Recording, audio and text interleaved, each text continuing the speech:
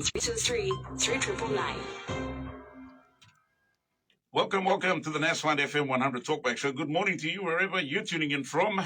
We have a special guest in the studio, all the way from East Sepik Province, and most recently, all the way from the floors of Parliament, from the events that transpired on Tuesday. The good governor for East Sepik, Honorable Allan Bird, who joins me in the studio. Governor, I keep saying over and over again, which one is it?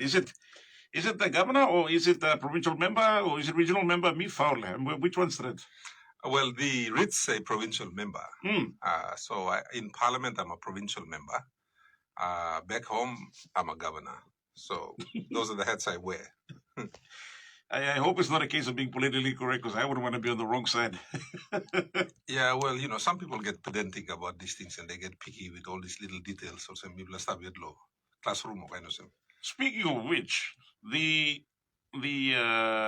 in other words, the motion there to actually put you as the nominee for PM, you said it got knocked back, 3 times? Due to a technical error, due to a technical issue that was deemed by the Private Business Committee. If you recall at the time, we raised the issue on the floor that, you see, you have normal parliamentary motions. The vote of no confidence is a constitutional motion, which means it overrides all other things. What Parliament has done, you see, Parliament has its standing orders. In the standing orders, it makes its own rules. So I think about 15 years ago, they began to subject the constitutional motion to the Private Business Committee. And they did that by amending the standing orders. You see, when the Constitution was written and the VoNC was put in there, yes, it wasn't subject to the standing orders. But parliamentarians, being the way they are, parliamentarians, like, if you have very power-hungry, very evil members of parliament, they look for ways to bend the rules and, in fact, many times break the rules as well. So, up until about 15 years ago, motions of no confidence were never subjected to the Private Business Committee, but they are now. Wow. Because they wrote it into the standing orders. So, essentially, they look for all kinds of reasons to throw the motion out. The Private Business Committee was initially set up to look at private members' bills that go before the floor. So their primary role, as stipulated initially, was just to check if, like last time, seems like last month, Billy Kamel, working amendment here. That is their role. What they've done is they've added an extra role in there, which is to prevent votes of no confidence. So when they denied it the first couple of times, you remember we argued on the floor. We said, look, it's a constitutional motion. You can't do this. And then they were like, take it to court, take it to court. Typical. I always say, an evil member of parliament will always say, take it to court. We have the ability to fix things, but they'll say, take it to court, because they're protecting themselves. Yep. Good man, I'm better not to go to court. I'm like sit down and stret him. Something I admitted on that. But these guys know.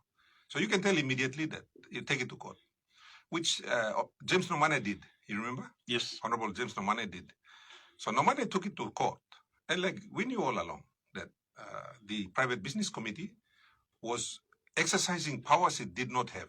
The Private Business Committee has no powers over the Constitution. The Constitution overrides all of us. It has power over all of us. The entire country has its basis in the Constitution. You take the Constitution away, and this country is meaningless. We are a constitutional democracy. That's what we are. So, the basis of everything we do comes from the Constitution. What these guys have been successfully doing, illegally, is putting themselves above the Constitution. That's what they have been doing. And because all 5 of the members are Pangupati, and they've decided that this is what they're going to do. And these are not idiots. These are very smart people with, university degrees and all of that, True. So that's what they've done. Now the court has told them that, no, you can't. And I think this is the second time the Supreme Court has ruled to say you can't do that. And it's the second time members of parliament have chosen to, in fact, offend the Constitution. That's what they've done. And this is why, if you recall, Honorable Brian Kramer stood up and said, look, we're going to go to court and sanction you under Section 23 of the Constitution. If you offend the Constitution, there is a rule there where you can be charged with it and you can get up to 10 years in prison. Wow. And so it's never been used, that particular, I guess, provision in the law. But it's coming to a point where, you see, members of parliament, they don't care. They pass bad laws. As long as Prime Minister to give me make most man just behind him to say, yes, sir, all got us. They don't question. You know, they just want to collect their money and go back and do their project. So passing a law, who cares about passing a law? Just come to Solarim, talk to Prime Minister, peg him scrum, go inside, pass it, out. Now, Governor, on that note, we had a public at the time, based on the decision that was made by the Supreme Court to actually recall Parliament on the no money case, in this case. Now, we had certain people that actually came in and sent in messages calling out the clerk of Parliament, Kalaufa in this case, and saying the clerk of Parliament and his team, shouldn't they have been the one that providing guidance to the parliamentary, the Private Business Committee to ensure that they didn't step out of line? I'll tell you what happens now. Sometimes you'll see that members of parliament are already on the floor and the speaker is not out. Have you noticed that? Yeah. Because some of the members of parliament, they go in there and they tell the speaker what to do. In fact, on the vote of no confidence, if you remember the first day we went in to accept the motion, members of government were already there, sitting there, telling the speaker that they were going to go inside and have the vote on that day. And so the Honorable Brian Kramer had to go in there with opposition leader and show the court order to the speaker and said, no, speaker, you can't do that. You've got to follow the standing orders, which is 7 days. Wow. Okay? And on the morning of the vote, they were not going to allow anyone to debate. Debate, yes. So they wanted to just go in there and then stand up and go straight in. And we said, no, the court order says specifically you have to debate the motion, 1, then you vote on the motion, 2. It was a very clear instruction because the instruction from the Supreme Court is actually, they were just stating what was in the Constitution. The Constitution also requires you to debate and then pass a motion or vote on a motion. You're not supposed to just come and vote. You're supposed to debate first. Those rules are clearly outlined in the Constitution. But no, God only go inside now, like force him speaker. So to be honest, to be fair, Mibla opposition, Mibla looks away also. The speaker is under a lot of pressure. 1, he's their party member. And 2, he's got no choice. He has to listen to them. Otherwise, all by making them about long. And then that's what happens most of the time. And this is the reality me talking to you now. And that's wrong. The speaker should be in control of parliament. He shouldn't have members of the government go and dictate to him what to do. But they do anyway. On the NAS1 FM100 Talkback Show, my special guest this morning, the Honorable Allan Bird, Governor for East Sepik, my special guest in the morning. If you have any questions you'd like to ask Governor Bird, we're not opening up the phone lines just yet, but nothing stopping you from sending us a message via WhatsApp. That's 77146340, or even email us live at fm100.com.pg. Again, email live at fm100.com.pg, or send a WhatsApp message to 77146340. You can also send a message to our Facebook page because we are live streaming this interview. So for those who'd like to catch the action on video, please log on to Facebook and type in FM100 Papua New Guinea. That should take you straight to our Facebook page. Like the page, share the page. Currently on 90,000 followers. We want to take it all the way up to 100,000 followers by Independence Day. So commemorating 50, we'd like to commemorate also with 100,000 followers. You can do so by sharing our content, liking our page and following our page as well, and encouraging all your friends on your friends list on Facebook to follow our page and like our page as well. We'll take a break and be back with more. NASFund FM100. Welcome back to the NASFund FM100 Talkback Show. You can have your say this morning by sending us a WhatsApp message to 77146340. My special guest, the Governor for East Sepik, Honorable Allan Bird, in the studio. Now, Governor, of course, what transpired on Tuesday itself, 89 votes to 16. The Prime Minister successfully defeating the vote of no confidence in this case. From many Papua New Guineans, they're wondering what happened. Why couldn't we master the numbers? And of course, people switching during the time to vote. Well, you know, most people, they think that votes of no confidence are easy. It's not easy. It's not easy putting together a vote of no confidence. first of all, you've got to kind of get it through all of the difficult stuff, which is get it onto the floor of Parliament. And that's hard.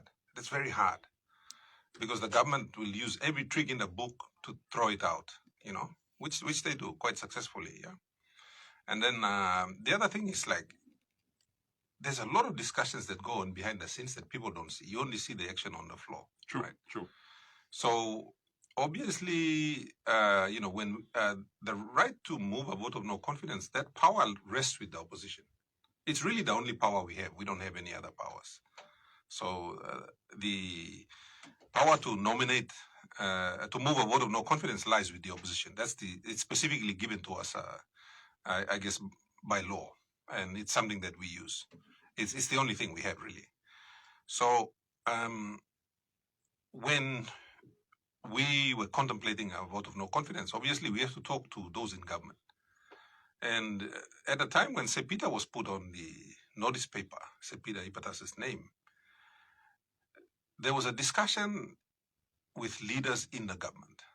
And they all agreed there that, look, put Sepita on the ballot paper. So they brought Sepita across to us in the opposition and said, put him on. We'll support him, which we did. And obviously there were lots of discussions that took place. Sepita didn't join the opposition immediately. He had to stay at his hotel and try to talk to the people that convinced him to put his name on the ballot paper. Now, if you remember when the Honorable Rainbow Paita was his name was on the ballot paper, there was, when he lost, and he actually in his speech he spoke about the people that kind of betrayed him.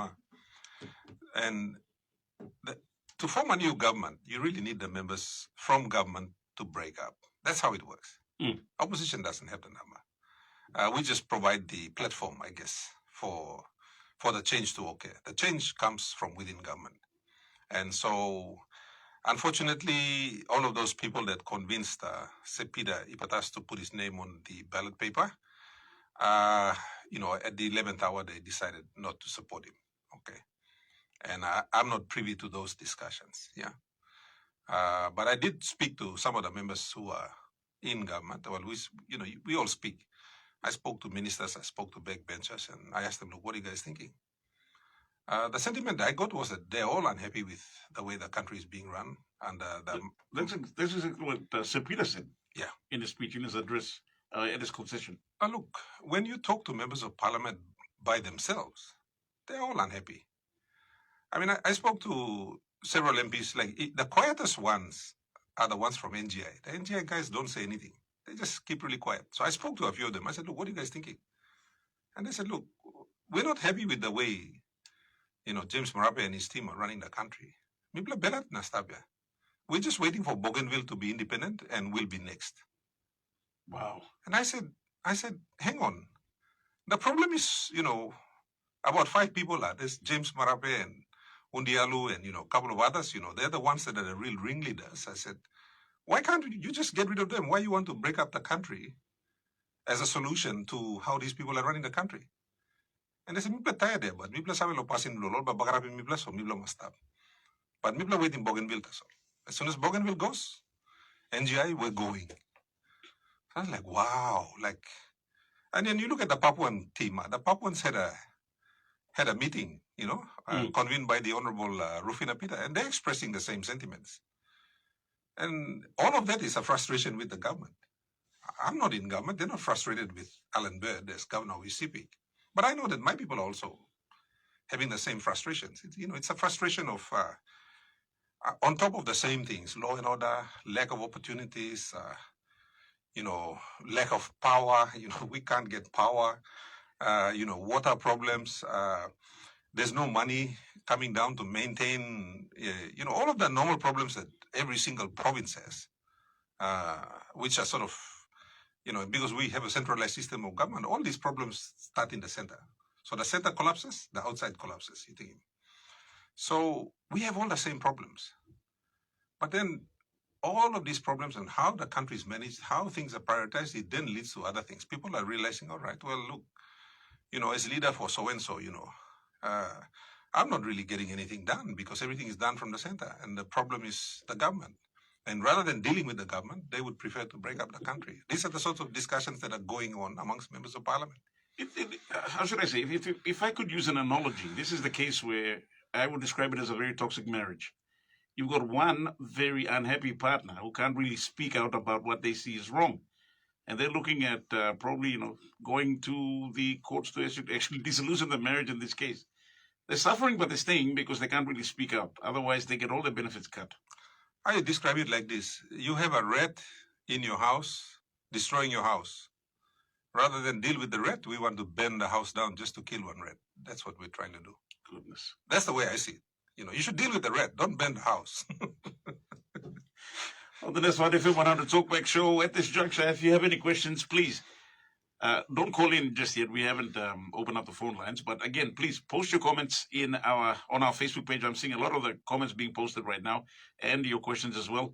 Also, send us a WhatsApp message to 77146340. Again, 77146340.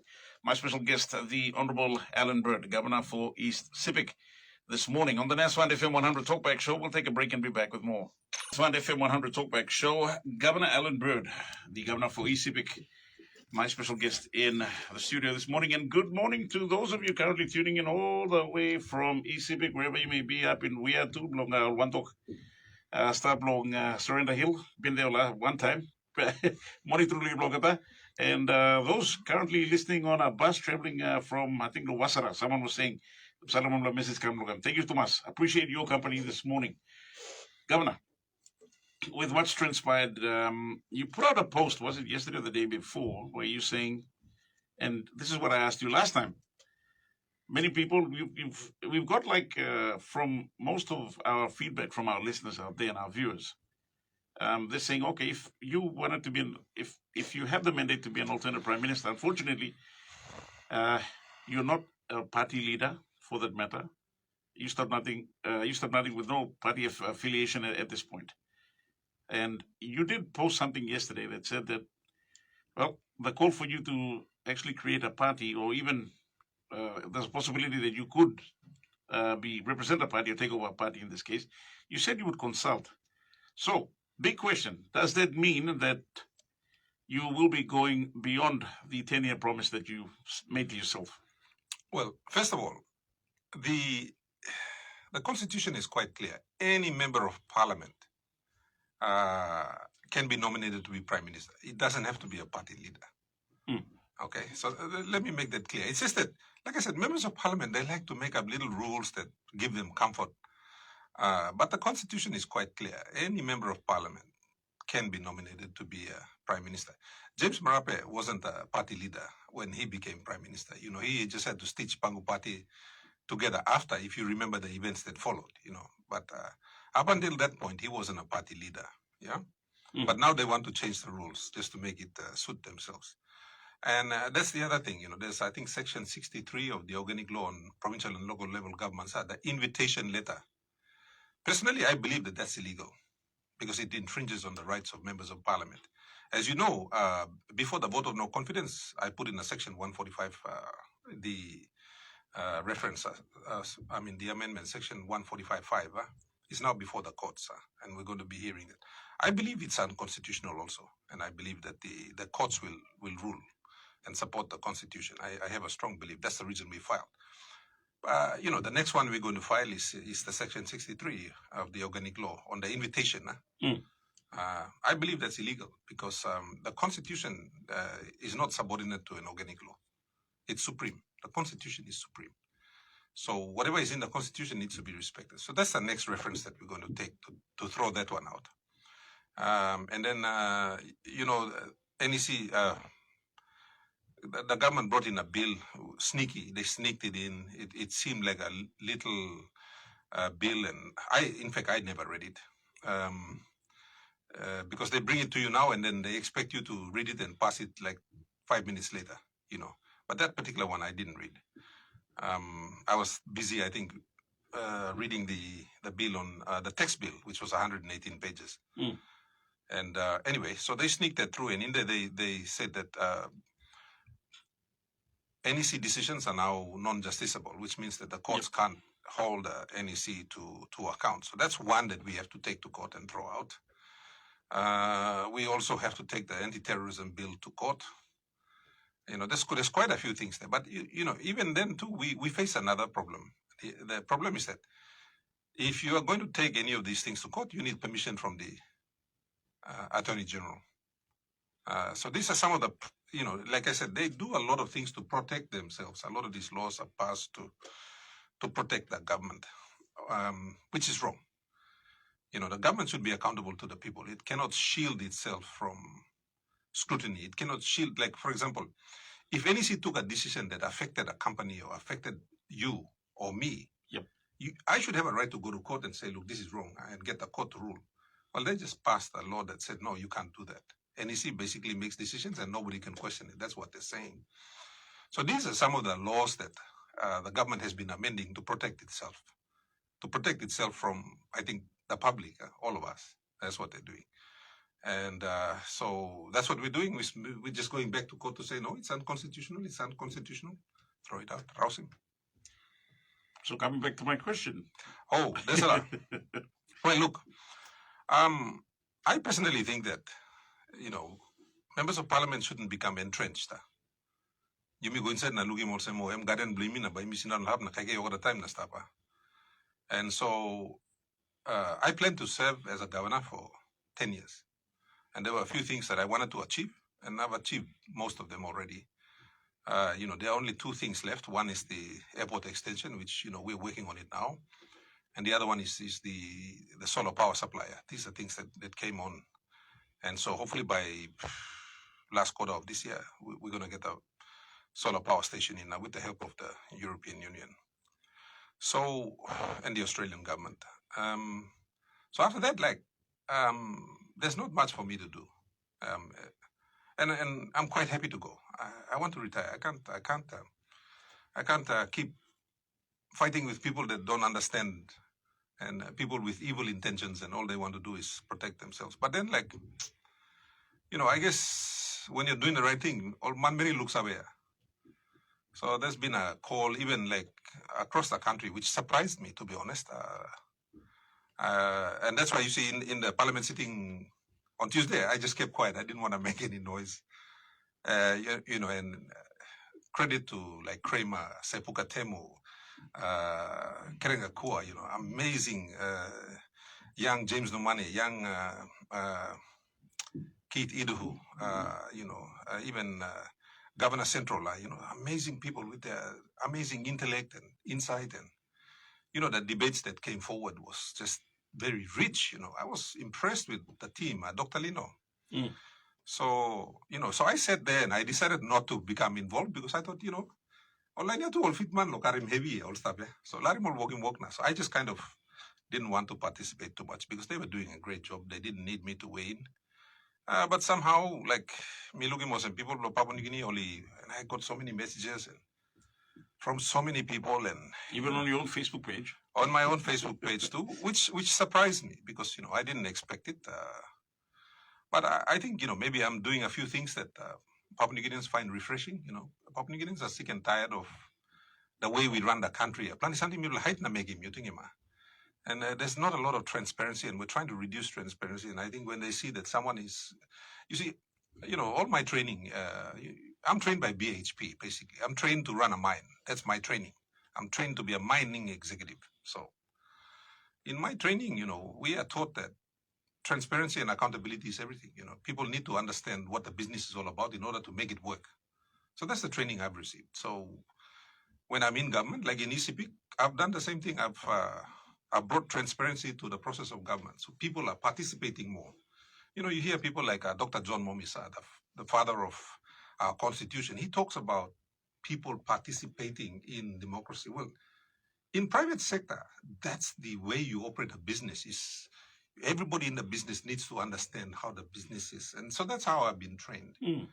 So when I came into Sepik as the governor, I tried to bring transparency to the operations of local level governments. We don't have transparency in DDAs. And, that's something that I'm hoping will change in the future. But we're beginning to get transparency in local level government, provincial government, just opening it up so people can come in and participate, because that that is your check and balance, having people be able to look in, can hide him. And so, participatory democracy. I mean, that's what our democracy is about. And, Dr. Momis talks about that a lot. The man is still alive, very, very smart man. And I spend a lot of time talking to him, listening to him, learning from him. And I find that his views and my views are very similar. I didn't learn from Dr. Momis. And Dr. Momis, he was around in the 1970s. Wow. And I learned from BHP, which is a mining company. And I learned the same principles from them. And it's very similar to what, Dr. Momis talks about. So, and I think that's what I bring to the floor of Parliament. And I think Papua New Guineans haven't really seen that kind of, but if you've operated at a board level, if you've run a major company, you've sat on a major board, and I've sat on some pretty major boards of private companies in my time, you understand the importance of having this transparent operating culture. And most of Papua New Guinea's political culture is a closed operating system, because time will hide him something, and look him, it's very easy for them to move money around, play around with contracts, and they do all these things to help their friends, and they don't really tell you what they're doing. So a lot of things are kept quite secret. You think even members of Parliament don't know. So the public doesn't know. And anyway, so time we look him awesome. You read some of the comments, you read the comments that people put out, and a lot of them are quite heartfelt, People say to me, like, and I bump into people on the street, and they come up to us, Liang Pula Papa or Mama, they come and shake my hand, they got tears in their eyes, and they say, thank you for what you're doing. It's giving me hope. It's giving me hope for my children. When people say things like that to you, me to be human being, it affects me. And then I sit down, and then, and then people are telling me, don't leave. We want you to stay. And so, all those things as a tuna. And so I've got to kind of consider that and put my life on hold. And I've got to talk to some of my friends, the people that support me, and the people that are close to me. And I've got to find out, because I understand what it means to run the country. I've run a province. It's not an easy thing. So I know that I'm not kidding myself to say it's an easy job. I'm not kidding myself to say that. But having said that too, like, I know I can lead a party to the elections and we'll probably win 5 seats. So that frees me. It's no longer my responsibility, you know what I mean? But then, we could win 25 seats. And they're already like my good friends, Kerenga Kua, Keith Iduhu, our friends in Parliament, or members of Parliament that share the same views, Dr. Lino, even Sepida Ipatas, all these people, and even some in government, they're telling me that, look, we'd be happy to support you if the time comes. And so I have to think about that, because, when I was the nominee, it gave me a hard time, because I'd be up for 20 hours a day thinking, all right, these are the things that need to be fixed. We need to fix this, starting from law and order, foreign currency, foreign direct, we need investments, we need this, we need this, we need this. How do we fix it? So I did a whole list on my phone, which is still there. So, that's what's going to happen when you run in the country. And look, given my background as a mining executive, like, you don't do everything yourself. Like now in Sepik, and the other day, Prime Minister was criticizing Sepik province, and I said, look, hold on a minute. Like my public servants in Sepik, I call them my public servants. I fought them when I became governor. I was very hard on them, to the point where Trangu will change. They're changing. And they're beginning to deliver results. And so I've softened my approach a little bit towards the public servants. And I realized that, look, they're good people. When I was outside, I fought them. When I became governor, I fought them. But Trangu will start to change now. Our local level government, some of them are beginning to function now from not functioning at all before. Wow. So, people are capable of doing good things. You just got to create the space for them to operate. So, like, I don't go and dictate to the provincial administrator, oh, pay this guy or do this or do that. He knows his job. He's a professional. He's been trained. He's been in the public service longer than me. So, when the Prime Minister started criticizing Sepik, I said, hold on a minute. I've got good people in Sepik who are working hard, like the public service, even in the police force, everywhere. There's good people there, good Papua New Guineans. you just need good leadership at the top for those people to do their job. Like one of the things, like one time, because I've got a public service that's working now. So, and I used to meet with them like once every 2 weeks, and I'd be like, "What's happening here? What's happening there? What's?" You go on one time. Administrator, I'm talking. Governor, respectfully, I'm talking. Maybe all public servants, yeah, we're working. All the things you want us to do, we're doing it. He said, "Can you get out of the way and let us do our job?" And I think I'm the only member of parliament where the public servants actually tell me, "Governor, can you get out of the way and let us do our work?" And, I stopped for a while and I thought, wow, these people are telling me to get out of the way. And I was happy to do that.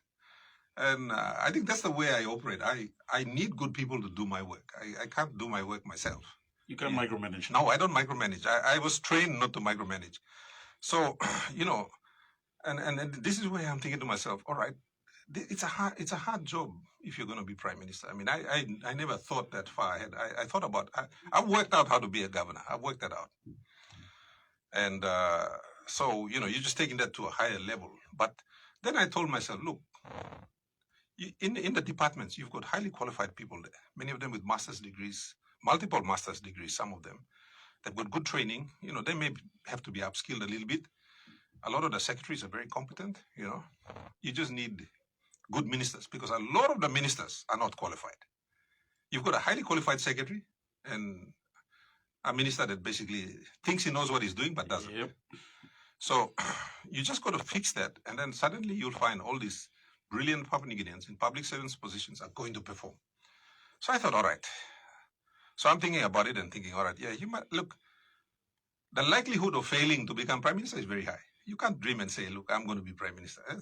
That's impossible. You've got to win 30 seats or something, and then you need coalition partners who are going to support you, So the chances of becoming prime minister are very slim after 2027, very slim.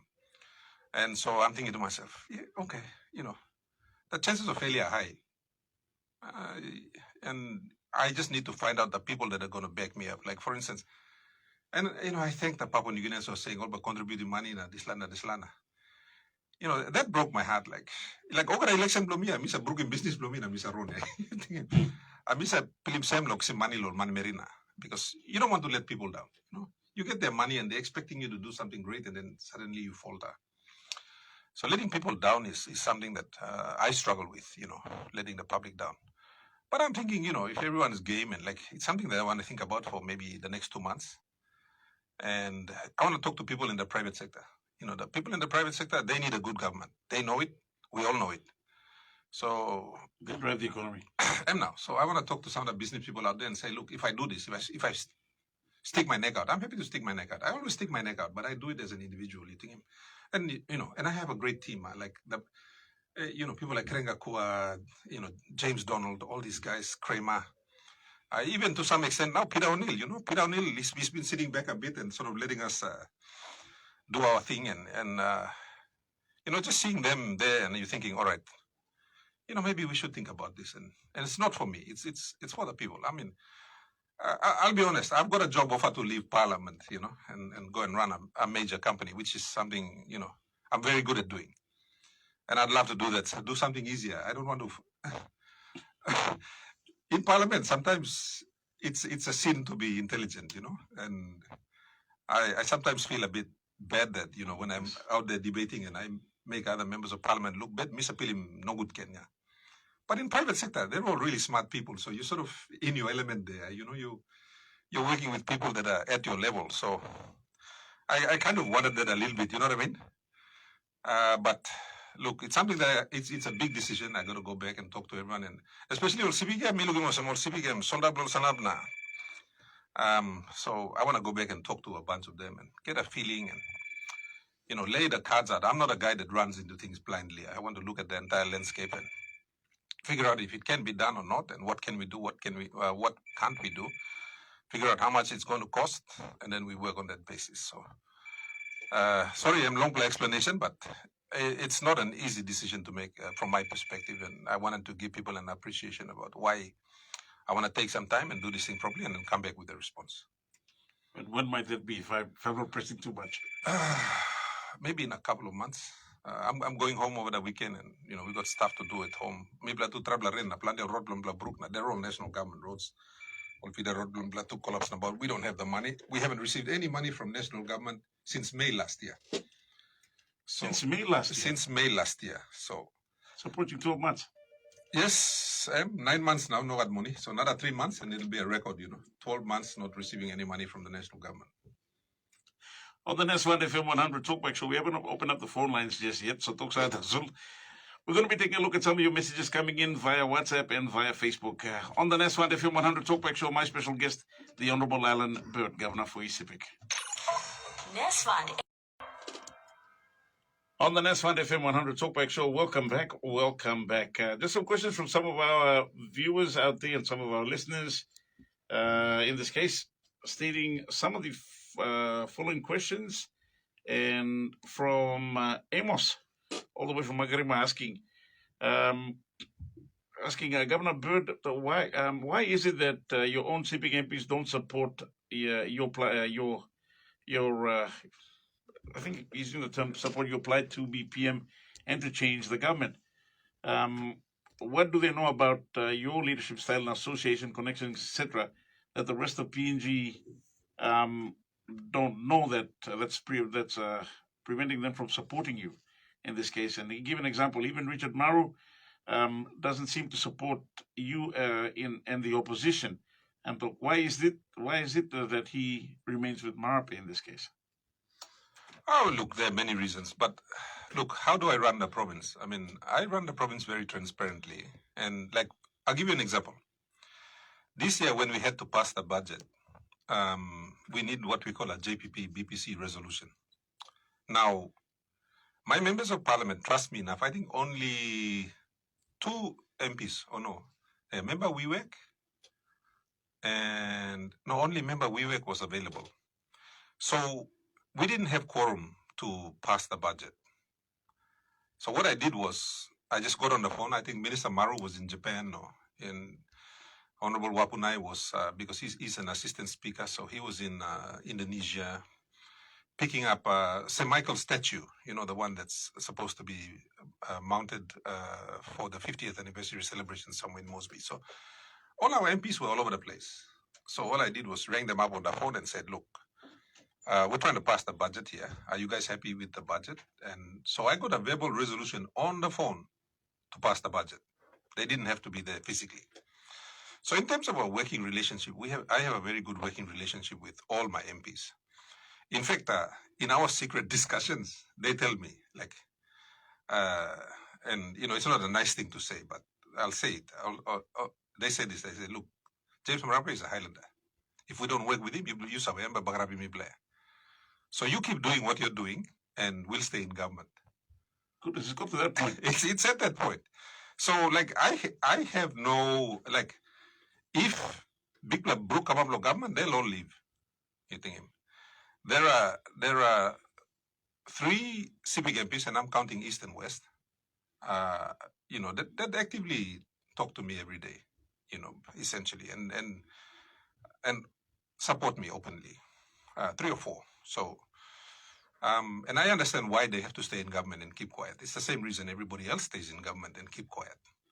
So, I have no ill feelings towards them. I mean, Maru himself, he aspires to be Prime Minister. In fact, 2022, he campaigned around Sepik and other parts for his MPs. He campaigned against James Marape openly. And he positioned himself to be a prime ministerial nominee. He told the people of Sepik that, look, I'm going to be the next prime minister, so support me. I didn't campaign like that.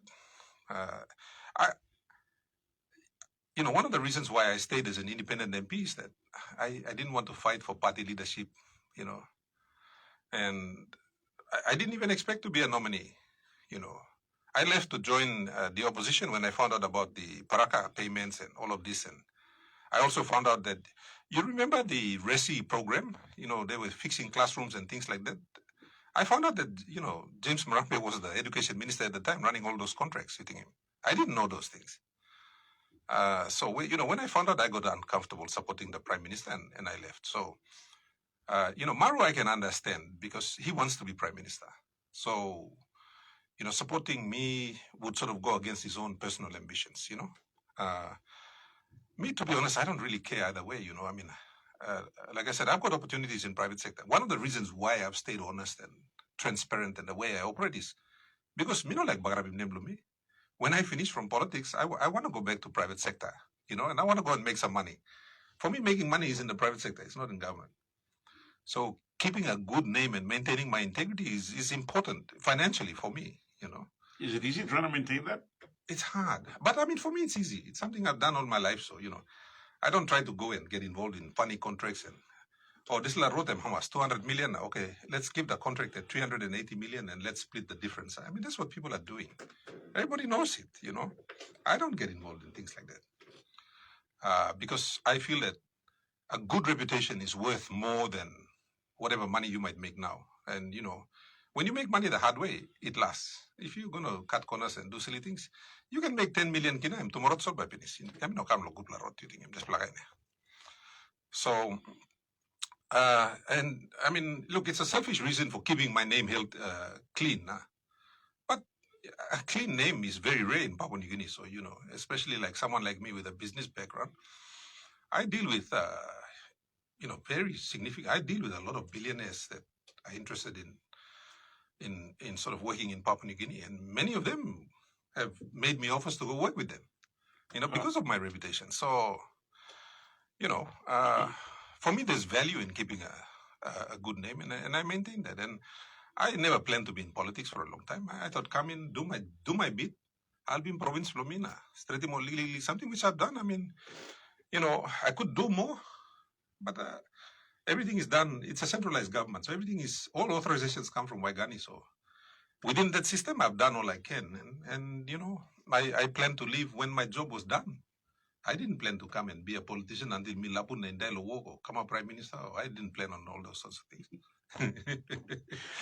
On the next one, FM100 Talkback Show, my special guest, the Honourable Governor for Sepik, Allan Bird. We'll take a break at this juncture and be back on the other side with more of your questions coming in as well. Got Greg from Townsville, I think, sent some 2 particular questions concerning alternative policies from the opposition in terms of law and order and austerity measures. So that question we'll be reading immediately after these short messages. You're listening to the NASFund FM100 Talkback Show, the 100 Talkback Show. The Honourable Allan Bird, Governor for Sepik, my special guest this morning. Again, we're not opening up the phone lines just yet, getting through some of our WhatsApp messages and our Facebook messages coming in. Now, Greg from Townsville has 2 particular questions, particularly on law and order. He says, what does the opposition propose? And this is probably coming back to what you said when you had sleepless nights writing down the alternate policies of the alternate government in this case. Now, for law and order, Greg asks, what does the opposition propose to combat the rising law and order issues in PNG? Honourable Nomane was scathing in his criticism of Peter Semalili Jr. and his handling of the escalating law and order issues. If he was in government, what measures would he take to combat the law and order issues? And then, also on austerity measures. Honourable Nomane and Honourable Karen Gakua have both spoken about austerity measures to reduce government spending. What are the top priority measures to enforce as far as spending cuts, tax increases, structural reforms of the public service or government departments? On that also, 2 questions from Greg from Townsville. Thank you, Greg. On the issue of policing, and not policing only, I think it was 2013. Or was it? Yeah, 2013.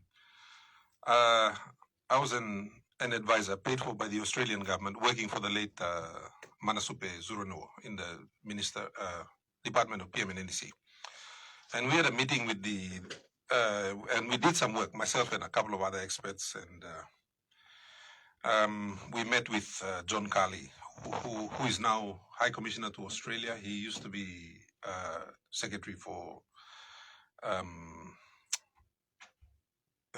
Public Service, Department of Personal Management. Anyway, in that we made several recommendations.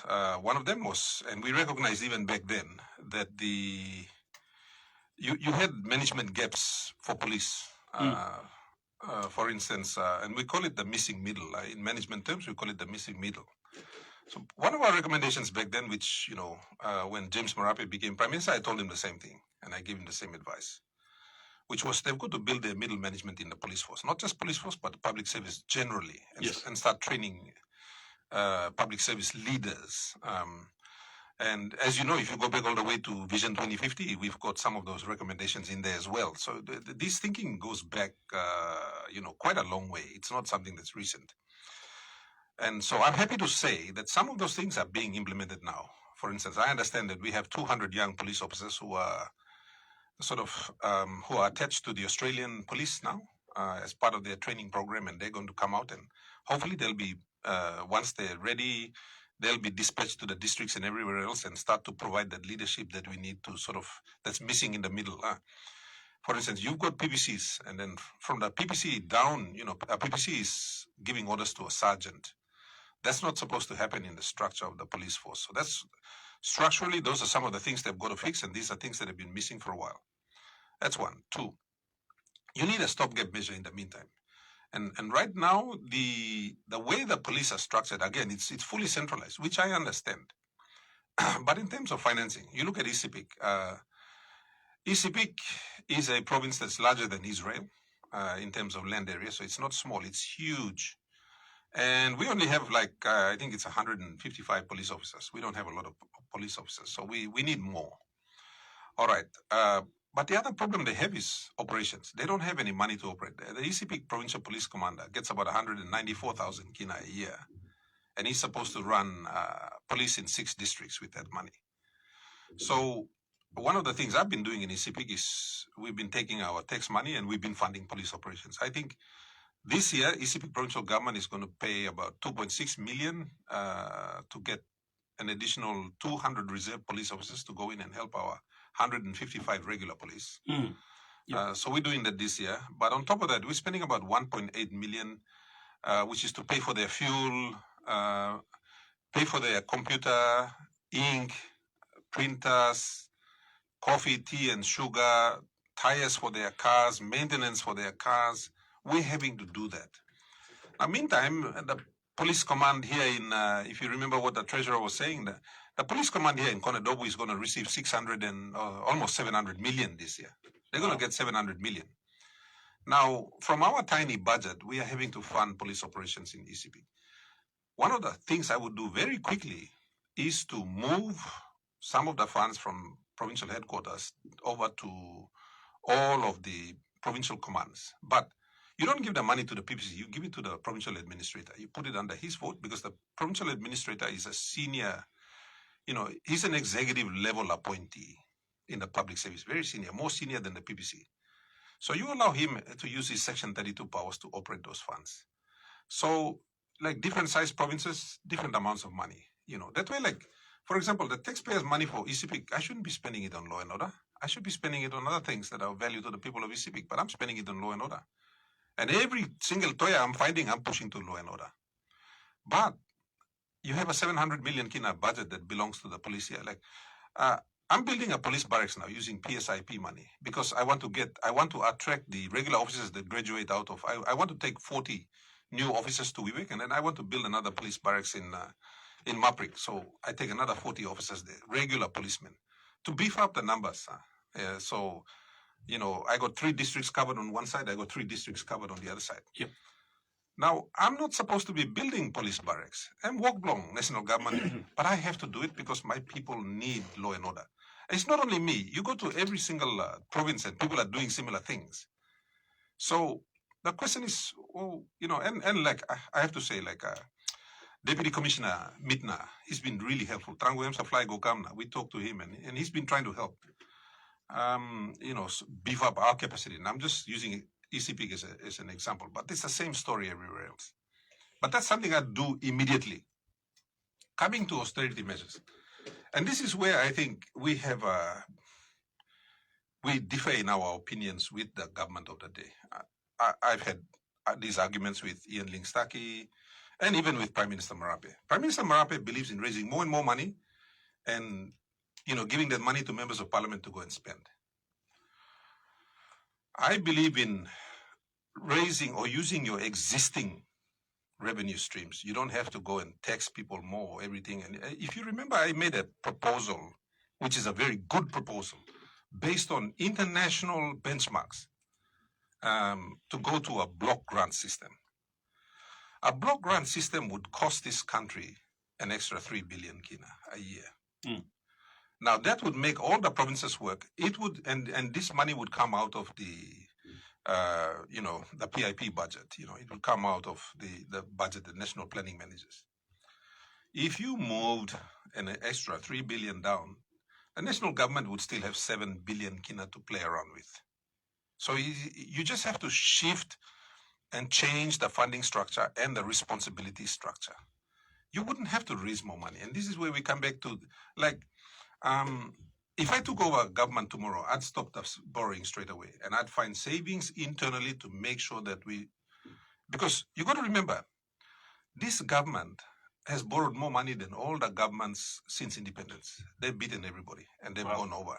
Not only that, they have additional debts that are sitting outside the books that haven't come on stream yet, you see. And this year we're having financial problems, right? Why do I say we're having financial problems? If you remember, the Honorable Richard Masere, he stood up in Parliament and said that he's going to get 178 million kina to run the elections. Last week, James Marape called all the provincial administrators into Port Moresby, all right, or last week or this week. And he told all the provincial administrations to pay for the elections. So where's the 178 million that's supposed to go to Richard Masere and his team to run the elections? Now, Sepik provincial government, we've been asked to take out 500,000 kina from all the DSIPs of all the districts. So that gives us 3 million, and then province is supposed to put on another 500,000, so 3.5 million to run the elections. That's what they've asked the... They've asked all provinces, but I'm giving you the Sepik example. All right? Now they want us to pay for this out of PSIP. All right. Now, the service providers in Sepik, based on the 2022 elections and the recent census, are owed 5.6 million, and they're complaining to me. They're owed this money by NSO, and they are owed this money by the Electoral Commission. Now they're saying to me, look, we're not going to let you run the elections until we get paid. And these are my bills. These are national government bills. When I say my bills, provincial government bills. So every province has been asked to fund the elections where Richard Masere is supposed to pick up, Honorable Richard Masere and his team are supposed to pick up 178 million from the treasurer. Okay? So now I'm thinking the elections might fail because, I have to go and talk to my open members. We have 10 days to go, and my open members are supposed to give 500,000 each, and I don't think they're going to be happy with that. On top of that, our 50th anniversary celebrations, they've told all of us to take out 1 million from PSIP to pay for the celebrations. Now, that tells me that we have serious cash flow problems. Last year, I had to take 2 million kina in PSIP funds to pay for medicine for the people of Sepik. Medicines are supposed to be paid for by the National Department of Health. Apparently, the money never got there. So we already have serious cash flow problems as far as I'm concerned, because this lot money, I know, this lot work, no last people, you seem no this lot work. And so the first thing I would do is I would just take a look at the current budget, the existing revenue streams, and then figure out how to use that money properly. At the moment, I'm sure, even I think it was ICAC that estimated that around 5 billion kina in our budget annually goes missing. And they said it was in the paper. If you tightened up on your expenditure and made sure that the money went to the right places and to the right people, you would get better results, and it would cost you less money. On top of that, as you know, inflation is a result of spending too much money. Too much government expenditure results in inflation. So a lot of our inflationary pressures actually comes from government spending too much money, So, I would cap that quickly, and I think it can be done. I've spent enough time looking at the budgets over the last couple of years to understand enough to say that if you change the structure of how you're spending the money, you can save enough money so that you can continue to pay for your services without affecting your services. And I think you can even cut down or even stop borrowing altogether. And then you've got to start repaying loans now. Our loan repayments this year are 3.6 billion kina. When the Honorable Ian Liksaki stood up and said, our budget has increased by 600 million this year. Well, that 600 million kina increase is just an increase in debt repayments. They never said that. But here's the thing. So austerity works. Companies, governments around the world. I mean, you look at, I think it's Argentina or one of these South American countries. They're putting in austerity measures now in order to save money and to reduce the runaway inflation that they have. Oh, that's Argentina. Javier Milei. Yeah. So look, this is not rocket science. These things are tried and tested, and economists all over the world have done it. It's just that, and you remember, I had a heated argument with James Marape in Parliament where Cross-Lomina Togosem. Something. He said something to that effect. He said, I have to borrow more and more money so I can give more and more money to the districts. And I'm like, hang on a minute.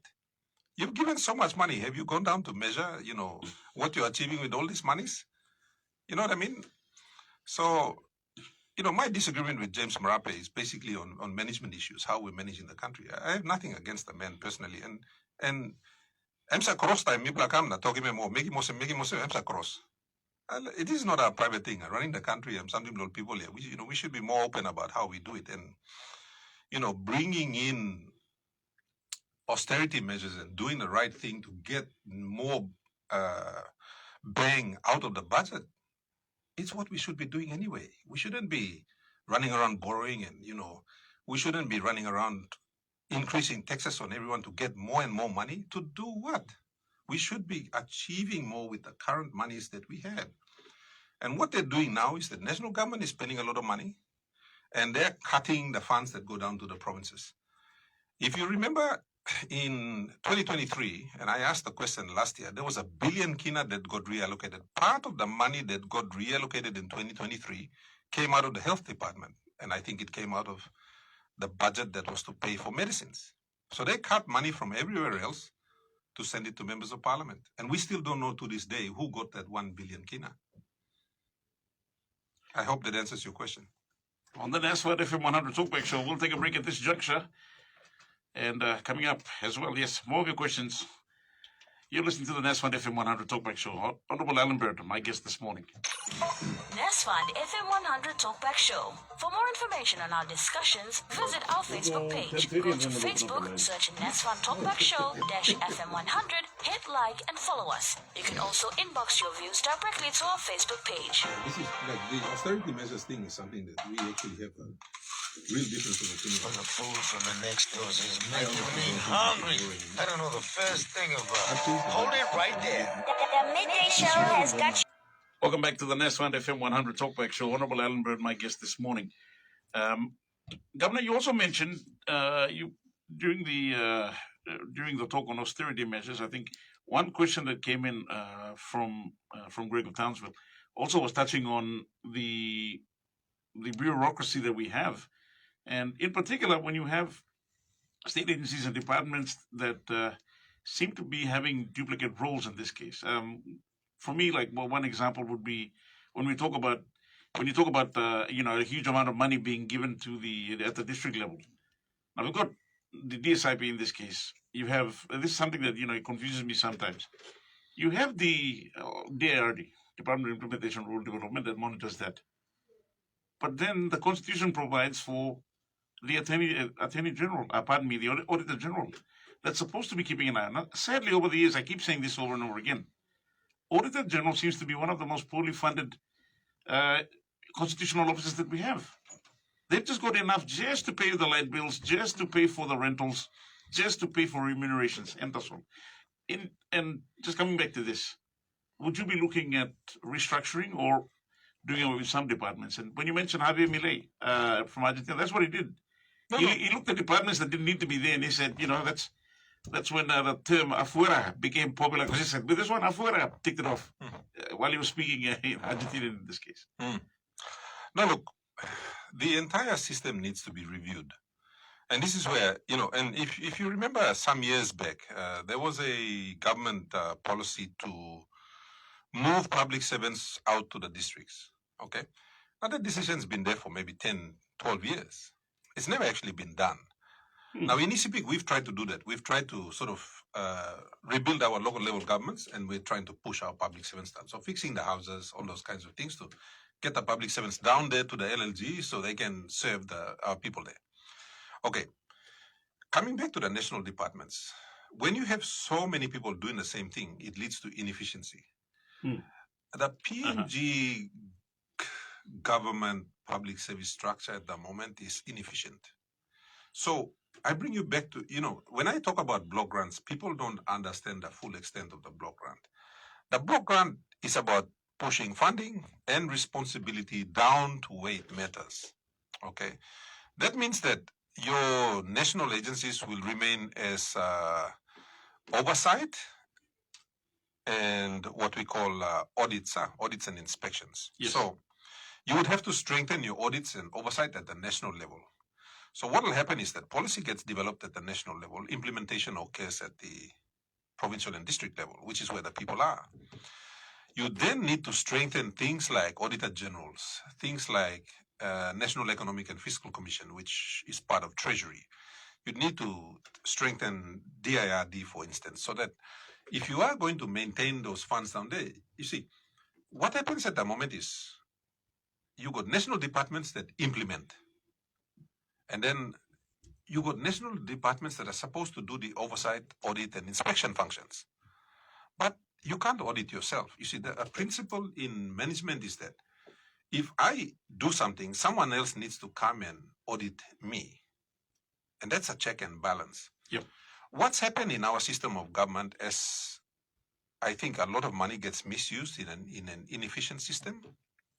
So members of parliament, ministers, and I think government in general, they start to weaken your oversight functions. They weaken fraud squad, they weaken ombudsmen, they weaken the auditor generals by weakening all those oversight and oversight mechanisms. It then allows them to do a lot more of this corrupt stuff. Remember, I was telling you earlier about how government is trying to reduce oversight and accountability on the things that it's doing. Even passing an amendment to the NEC Act to make all of their decisions non-justiciable. You can't take it to court. This, if you look at the whole thing in totality, it is an attempt to reduce government accountability. The cutting down of funding to auditor generals, that's not a mistake or an oversight. It's deliberate. The cutting down of funding to the fraud squad, that's not an accident. That's deliberate. It's deliberately done to weaken those institutions so that members of parliament, ministers, and the government of the day can get away with all the things that they're doing. If you move to a block grant system, you will have no choice but to strengthen your oversight function. So Australia does this, right? America does this. China does this. Almost every country that is operating well, providing services and everything else, they use a block grant system. And the block grant system works on the national or the federal government having a policy that they then give down to their states, in this case our provinces, and they give them a bucket of money to implement it. And then they come in and they, every 6 months, every 4 months, the federal government or the national government is down in the provinces doing inspections. 7 years I've been a governor now. There's not been one single audit of the Sepik provincial government. And about 2-3 years ago, I wrote a letter to the Australian Australian government, and I said, look, can you send some people in to audit Sepik provincial administration and government? You said that. I asked them, and they came down and did an audit. Because I didn't do the audit to go and look for the criminals. I did the audit so they can tell us how we are performing. We need to be measured against international benchmarks. Wow. I mean, look, your boss will do a performance appraisal on how CULLIGHAN TANDA, are you performing well as a worker or not? You can't do that on yourself. Someone else needs to come and do that. It's the same principle with, you look at private sector. Private sector will bring in an outside auditor to come and check them and then give them recommendations on how they can improve. We don't do these things, but we're supposed to. National government is supposed to come down and check Sepik province, like Marape province or Hela provincial government or whoever, check us and make sure that we are delivering on. We've never been checked. We've never been checked because National government is running around being a project manager itself, handing out checks. They're not interested in inspections. Now, when you shift responsibility and you shift funding, that then gives you the space to come in and do the audit, oversight, and inspections, which we are not doing at all. We haven't done this in decades. You talk about a reform to the system to change it, to make it work better. Oh, this is it. But you sabe, plan the old member, you know, like lo make it because it's going to cause problems. Plan something all over height, na make him now, yeah, I'm not place so they don't want that.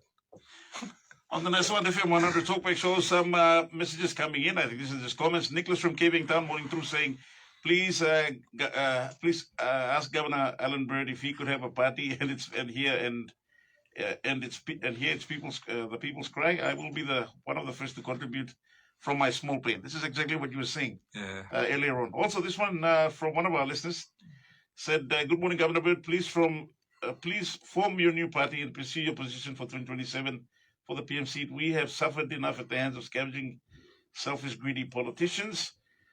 From this one says, will opposition sue the Speaker for contempt charges by not allowing Parliament to debate on the VoNC before a vote. That's from Abuti Sakiawas. The debate did take place, didn't it? Oh, well, I mean, they curbed it. And I mean, the greatest disappointment for the opposition is not so much that we lost the vote of no confidence. It was the fact that we weren't allowed to debate. You know, I mean, I stood up to debate. Government didn't want debate. I think the people of Papua New Guinea would have wanted those supporting the government to stand up and say why they're supporting the government. I mean, I'm sure the people would have wanted to. You want to hear your member saying why they're supporting James Marape to remain as Prime Minister. Didn't the court order say that members would have to go back and consult their people? No. Prior to that? I didn't read it, but the first part that I read said that it ordered us to debate. Yeah. And look, and then to vote on the motion. Look, one of the things I like to do is that I like to consult my people, and there are some key people that I speak to about, like, what should we do? And, like, here's the thing. The majority of Papua New Guineans that I see, and I've been monitoring social media in particular, when James Marape first became Prime Minister, he was very popular.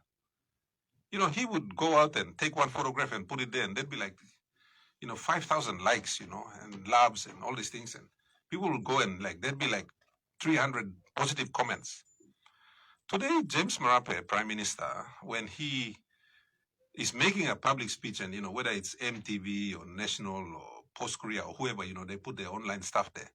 You can read the comments. Most people are laughing at the Prime Minister. And all the comments are negative. There might be one positive comment there. And that comment is probably from someone in his own district or, one of his diehard supporters. So, what we're finding out lately is that there was a 41 million kina paid to, all the internet people that support the Prime Minister, So maybe it's those people that are going in there. And so you'll only find, like, out of 100 comments, there's only 2 people that support the Prime Minister. So he's gone from being liked by thousands of people to now maybe 2 or 3. Now, that's a good measure. I mean, you just go back and check everything that used to happen 6 years ago and you compare that to now. You have a measure right there. So most Papua New Guineans don't want him to be Prime Minister, first of all. I'm sure they'd be happy if, like, Richard Maru or John Rosso or somebody in their camp, became Prime Minister. People would probably be happy with it. They'd be like, oh, thank God, we get a chance to breathe again, It doesn't necessarily have to be me or, Kerenga Kua or whoever else in the opposition. It can be someone from government, you know what I mean? I think people would be happy with it. People just want a change. They're tired because they're not seeing, because everything that's happening now is happening the way the Prime Minister wants it. He's the one directing traffic. He said it himself. I am the choir master. When he first became Prime Minister, Wow. You remember? We were at Laguna and he said, I'm just the choir master. Well, this is the choir master directing the choir. And indeed, not sure if everyone's enjoying the song. We'll take a break at this juncture on the Nesfund FM100 Talkback Show. Coming up next, as soon as we come back, we'll be opening up the phone lines. On the Nesfund FM100 Talkback Show, 32337777. I almost said the National Talkback Show in this case. It is. Well, I think it is. We're probably on, 4,000 views right now, morning through over the line. On the Nesfund FM100 Talkback Show, the lines are open, people. 32337777. 323399. Would love to hear from you if you have any questions. Raymond from Tokara saying, Governor, thank you so much for taking the time to come and represent the silent majority. What will be your top 5 priorities, priority list if you're given the opportunity to have the top post of PM? Before we take that call. Oh, well, first of all, law and order. Nothing is going to happen. Businesses are not going to invest. People in the villages are not going to go and plant crops and harvest them and sell them and all these things that we want them to do without a strong law enforcement. So that has to be the priority. It can't be anything else. This is also to do with corruption as well, I'm guessing. Look, the whole thing. The first thing is you've got to remove. Like right now, Commissioner Manning, with respect to him, and he's got a really good senior management team. I have respect for those guys. They've got to. Constitutionally, they have the powers to run law and order. It's not the Prime Minister. It's not, Minister Sia Malili. They've got to take their foot off the neck of the police. Right now, the government is controlling the police. They shouldn't. They should let them go, let them do their work. So, free them up to do their job, number one. So if there's a member of parliament who is guilty of something, let the police handle that. Don't ring up and, give directions to the commissioner on all this nonsense. Stop it. Papua New Guinea needs a fully professional operating police force, number one. So all of the entire chain that deals with, law and order, prisons need to be upgraded. People need to know that time you make him something wrong, police hold him pass him, make him savelo you think him. So we've got to sort out magistrates. We've got to, I think national court judges, me play all right, but we've got to sort out the magisterial services. We've got to get them functioning so they're doing a lot more of the work. And then, so that entire ecosystem of law and order needs to be functional. Not to mention increase the capacity of our jails. Exactly. You got to build bigger jails. When I got the police to really function in Sepik, Justice Kenning said to come and release people from prison because all past him tent na putimole. When the police really started operating, they were arresting 300-400 people a month. Goodness. And our capacity in the jail is only 600. So if you're going to do it to the whole country, you need to build an entire ecosystem. You've got to be ready, yeah. So that's law and order number one. Number two, we've got to immediately start looking at how we get the economy going. We've got to remove the shackles around the private sector. The real engine room for growth in any country is the private sector. The private sector in this country is suffering, and you hear a lot of them. The only people that are probably celebrating are the Connect PNG contractors, people who are doing work for the national government. They're getting paid big time. The real private sector, the ones that are out there doing things and they're not relying on government, they're the ones that are suffering.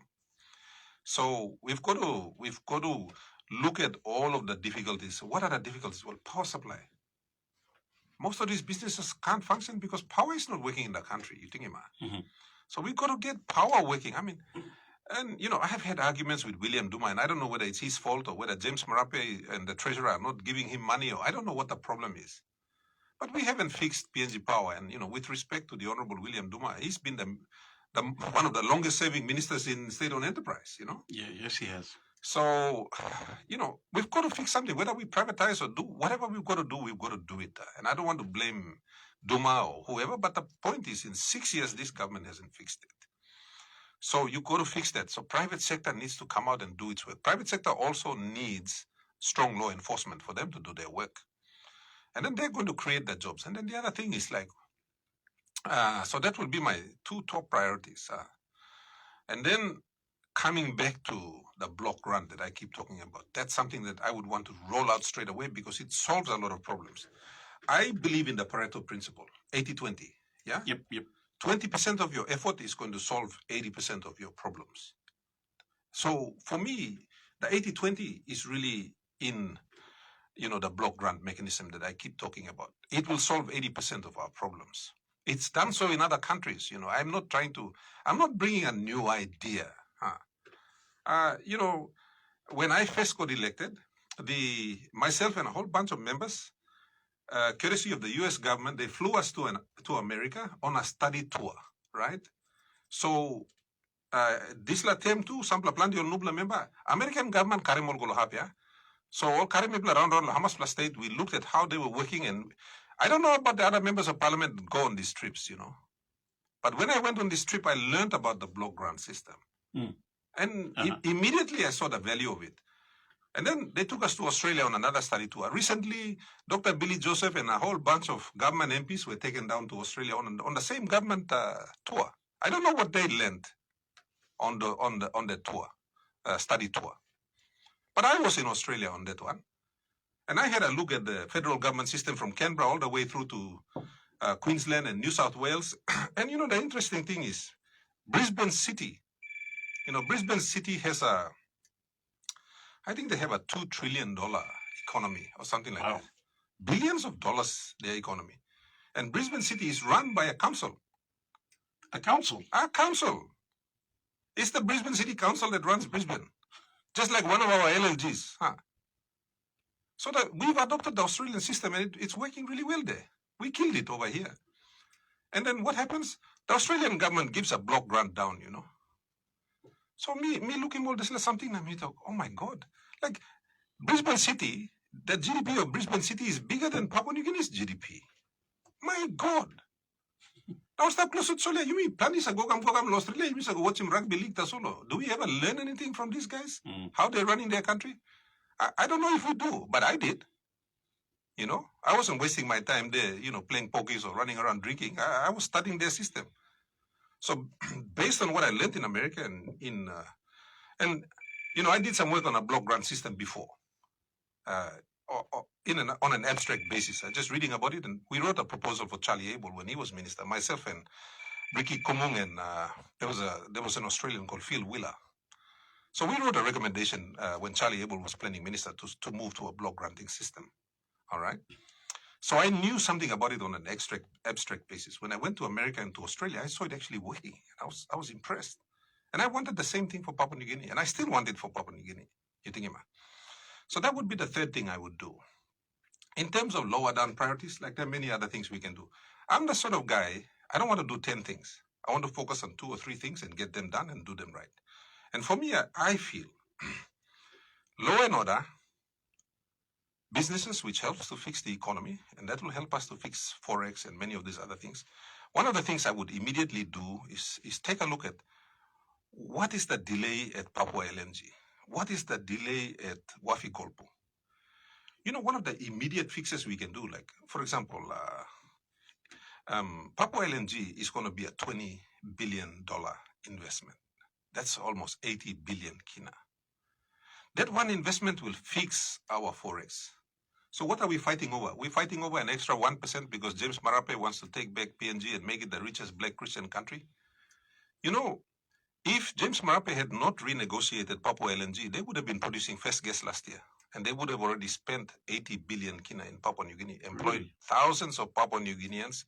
They would have helped to build lots of businesses, just by shutting down that negotiation, because he wanted his own fingerprint on it. I'm not talking, me walk him.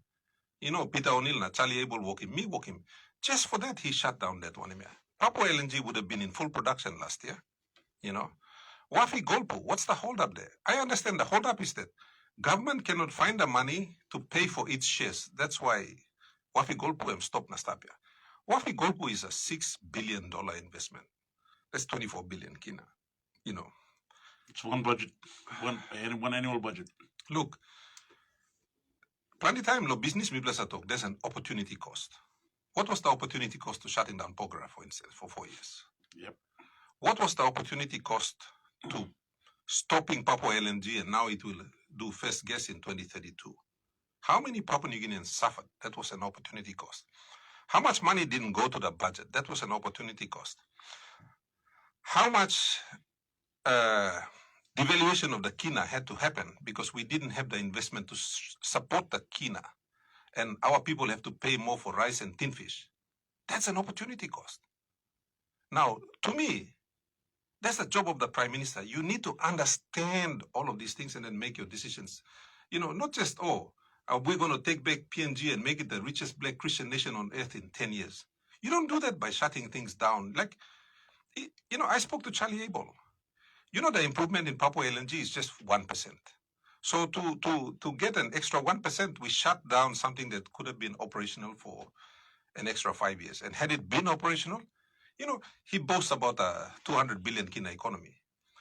Had Papua LNG started, we would already be a 200 billion kina economy because of Papua LNG.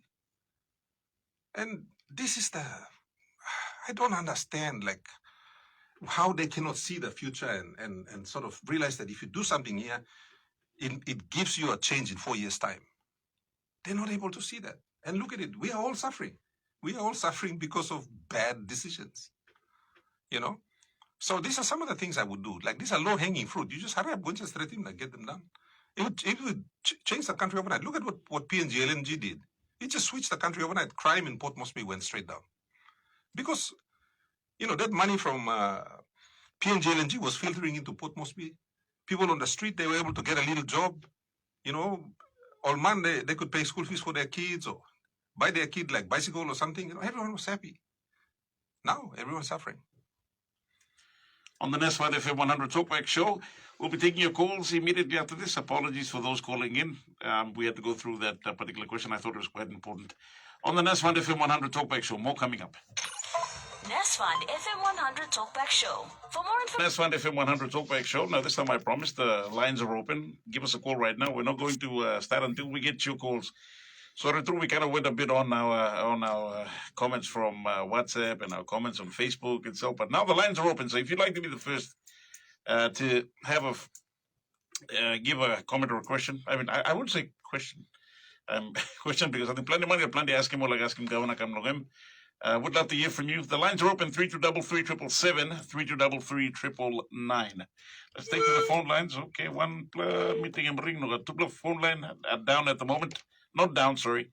No one's calling us yet. So please, again, 3233 777 We've got one call coming in. Good morning, FM100 Talkback. Good morning, FM100 Talkback. Morning. Is this the FM100 Talkback? Yes, it is. Your name, please, ma'am. My name is Sharon. I'm calling from Gordon's. Sharon, go ahead. Governor's listening. Yes. First of all, I'd like to say thank you to Governor and the strong 16 men that voted against the vote of no confidence. I'm one of those people that have been commenting on Governor's posts for him to form a party. And my question is,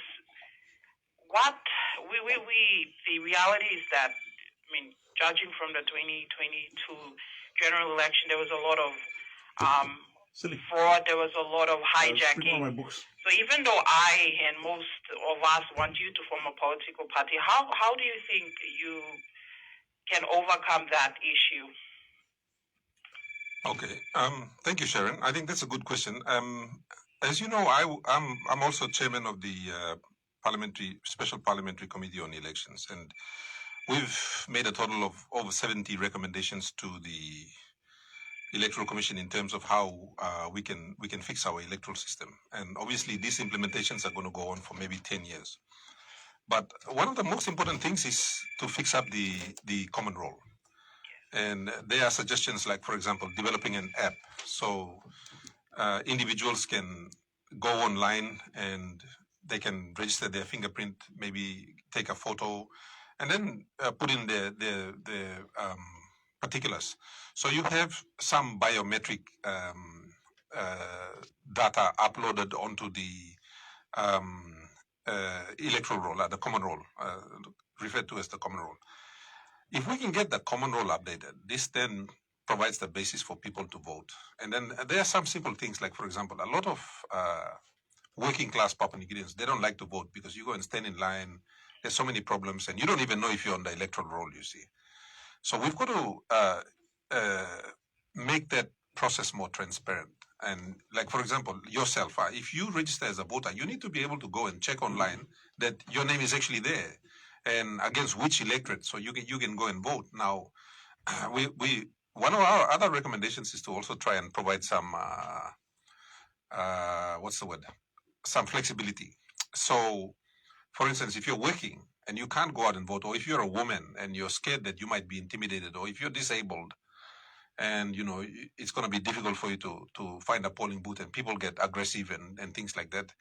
So is to figure out a way, and there's a good system in New Zealand, for instance, where the New Zealand voting system, they actually send ballot papers, an electronic ballot paper to voters. So say if you're working and you don't have time to go and stand in line, and you turn up and your name is not on the common roll, all these problems that we know about, we can eliminate that by working class people. They can nominate to vote online, using an online voting platform. So these are some of the simple things that we recommended. And part of our recommendations actually involve funding the Electoral Commission this year to update the electoral roll. In Australia, they update the electoral roll once a month. In PNG, we do it once every 5 years, and even then, we stuff it up. So one of our recommendations from the committee is that over time, we need to improve the electoral process and maybe update the electoral roll once a year. If we cannot, then we've got to, as I said, we've got to have this online app that allows people to go on and fix it themselves. Update their role. Like if you move, you go in and update. Oh, okay, I moved over here, so I should be voting over here, not over there. So those are some of the things. And as I said, there are 70 odd recommendations, and many to do with structures and this and that and the other thing. However, part of the problem is that it's going to take time to implement this thing. So we can do some of the fixes before 2027. And already, like, people are saying, look, the Pangu government is going to hijack the system and do this, that, and the other thing, and their own candidates are going to come back. So that's going to make it difficult. My response to that is that we've always had problems in elections. And, one thing about, and I give the Sepik example all the time, like, in Sepik, people actually protect the ballot boxes, People member are involved. There's no guns and things like that involved, and, people are just... And there are opportunities, and I think sometimes, I'm not discounting the fact that they might happen. That people might hijack a ballot box or something. But by and large, I think that people need to take control of these elections. And the other thing is that, how we run an election, say, up in Hela, and how we run an election in, say, New Ireland, it can be vastly different because the temperament of the voters is different in both places, sort of thing. So, and these are things that the Electoral Commission, the police, they have experience on.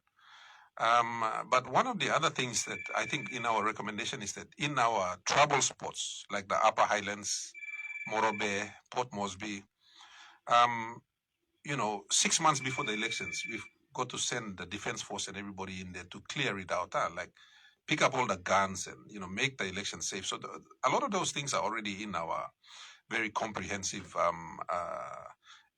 report to Parliament. And again, that report was written by people like NRI. You had Transparency International. You had, INA, the Institute for National Affairs.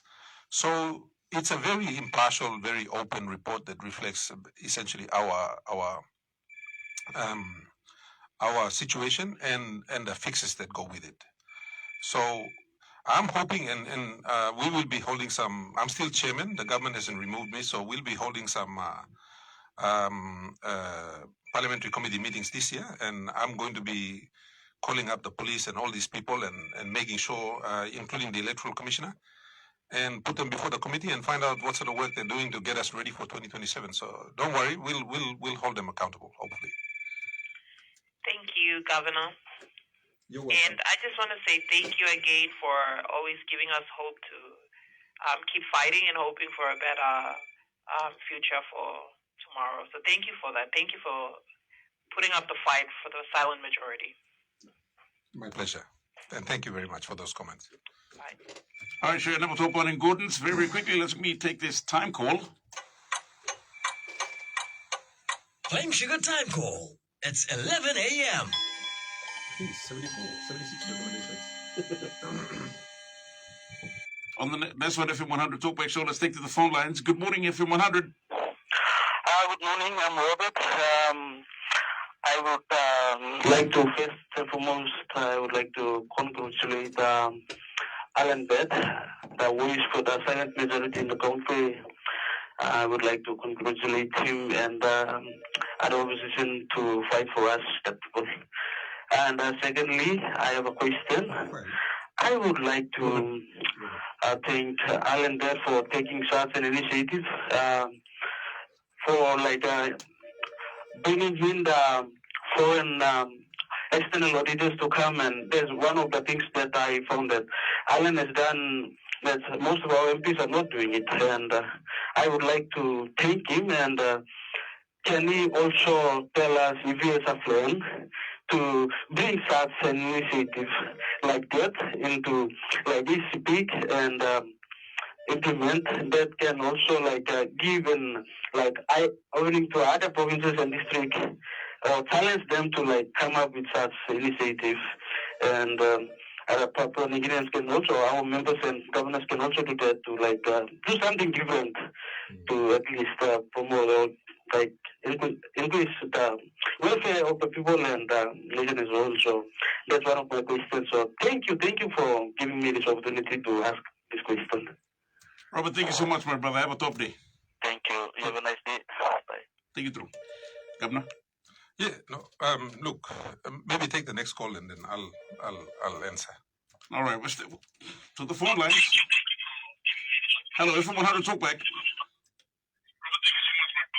Good morning, FM100 Talkback. Hello, FM100 Talkback. Yeah. I'm trying to contribute to some questions. Okay, you might want to put the volume on your radio down and we can hear you properly. Hello?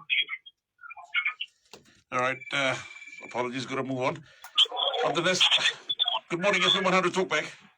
Hey, my brother. Morning to your name, please. Hello? Your name, please, sir. Sorry, Jason. All right, Jason, we've got Governor Bird online. Please go ahead.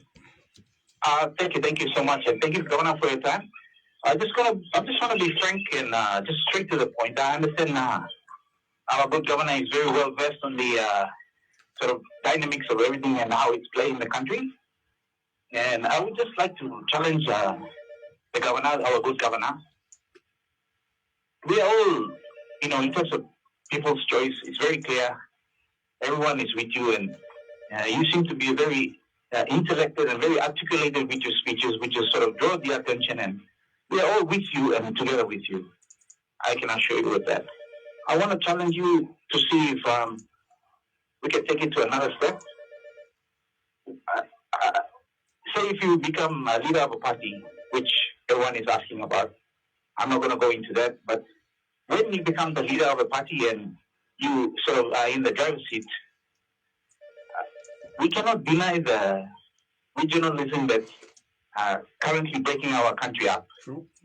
So I want you, if possible, to spend some time to sort of explicitly change the organic law as such that Tuplablo Southern Region will come up after 2 terms, Tuplablo Islands come up after 2 terms, Tuplablo Momase come up after 2 terms, and then sort of establish that law that the whole country can depend on so that we can improve our spatial planning in all the region of this place and we can all benefit as a country. I'm challenged with you, Governor. But Losaido, when you get that realm and you get that seat, I'm always available so we can always work together on that, achieving that goal. But that is my sort of ultimate challenge with you. Thank you, Thomas. Thank you, Esomanda. Jason, thank you so much, my brother. Have a top day. Thank you, sir. Can I answer these two Yeah, questions? sure, Governor. Go ahead. Okay, lo asking lo Robert, I think that, that's a good question then, and it comes back to my point that national government needs to do audits and inspections, okay, and it's going to be done regularly. So he's quite right. I mean, that's one of the things I think should be instituted, not just by me, but anyone else. Any responsible government would do that. You push funding, you push responsibility down, but go in and audit. Things like even the performance of like our health facilities, our educational facilities. We've got to go in and do all of these audits, not just provincial governments. At the moment, we're not doing that. That way we can figure out what things to improve. It's not just about looking for fault. It's about finding ways to improve. Jason's point on regionalism and breaking us up and maybe shifting the leadership around. In Malaysia, they have a rotating system, so there are things we can look at. But I think the most important thing is everyone wants to be treated equally and fairly. And these are things that are enshrined in the Constitution, yeah? So I think if you're using a block grant system and then you are equally sharing the resources of Papua New Guinea, I think everyone will be happy, You've got to share power. The block grant system, all of these proposals that I've been making is really about sharing power down. And, that call is becoming louder and louder. And I think, whether it's, it's the cry of the Bougainvillean people too, I believe, because they want to determine their own destiny. And, I think if Papua New Guinea becomes an attractive arrangement, you mentioned a word about a marriage.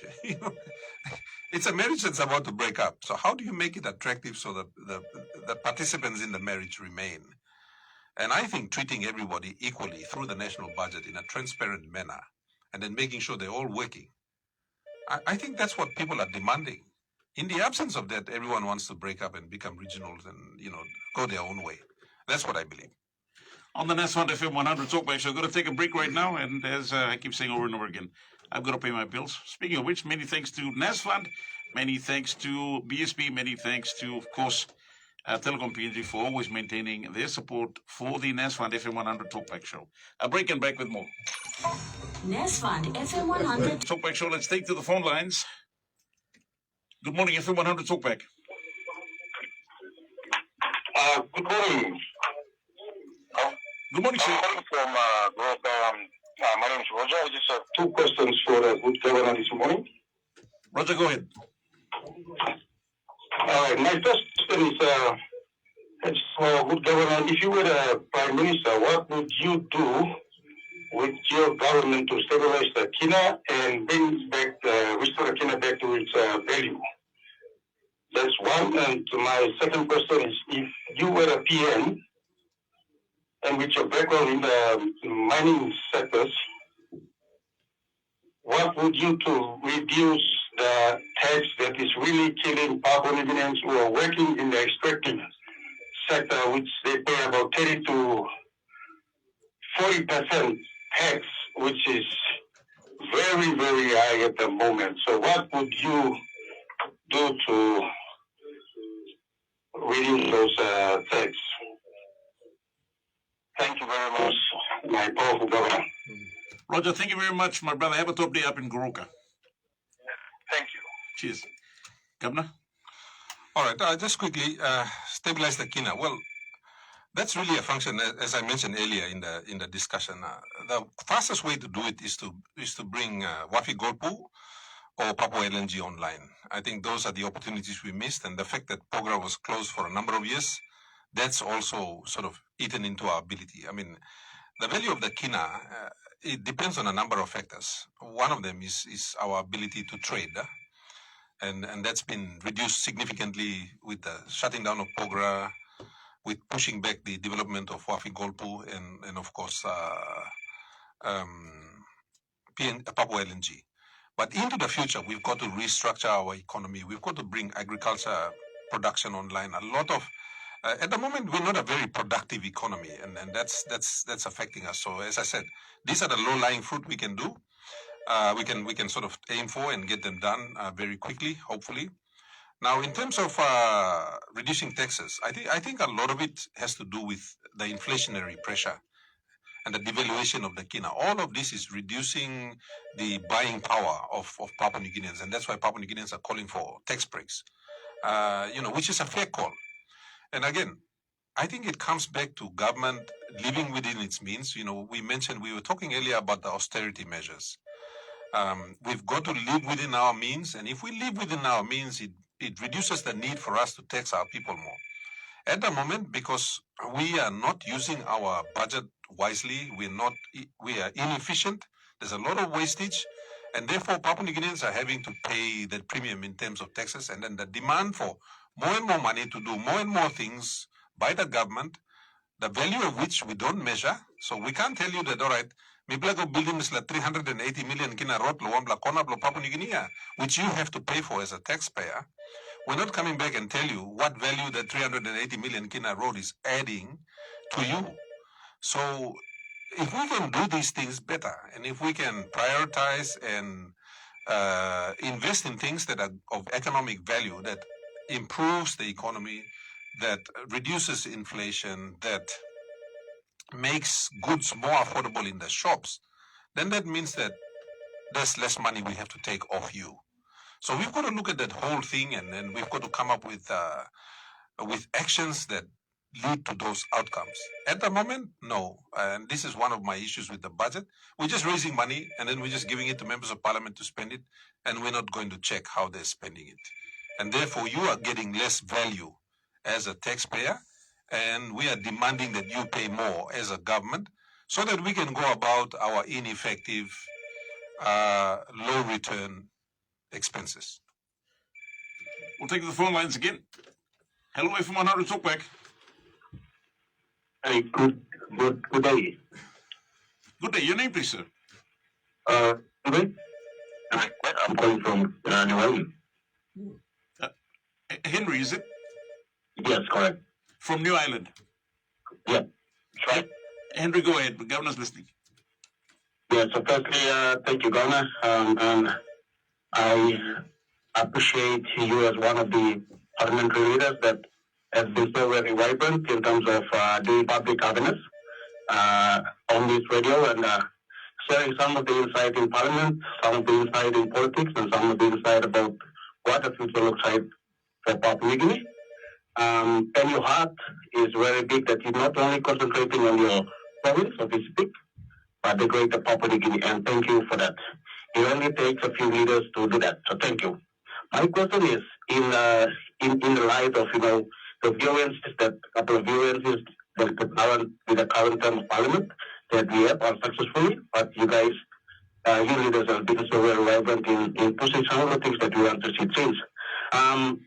With you being the nominee of one of the VoNC and a couple of it with other nominee, unfortunately didn't went away. With the current trend in which us citizens are trying to push through to see you, putting up a leader and become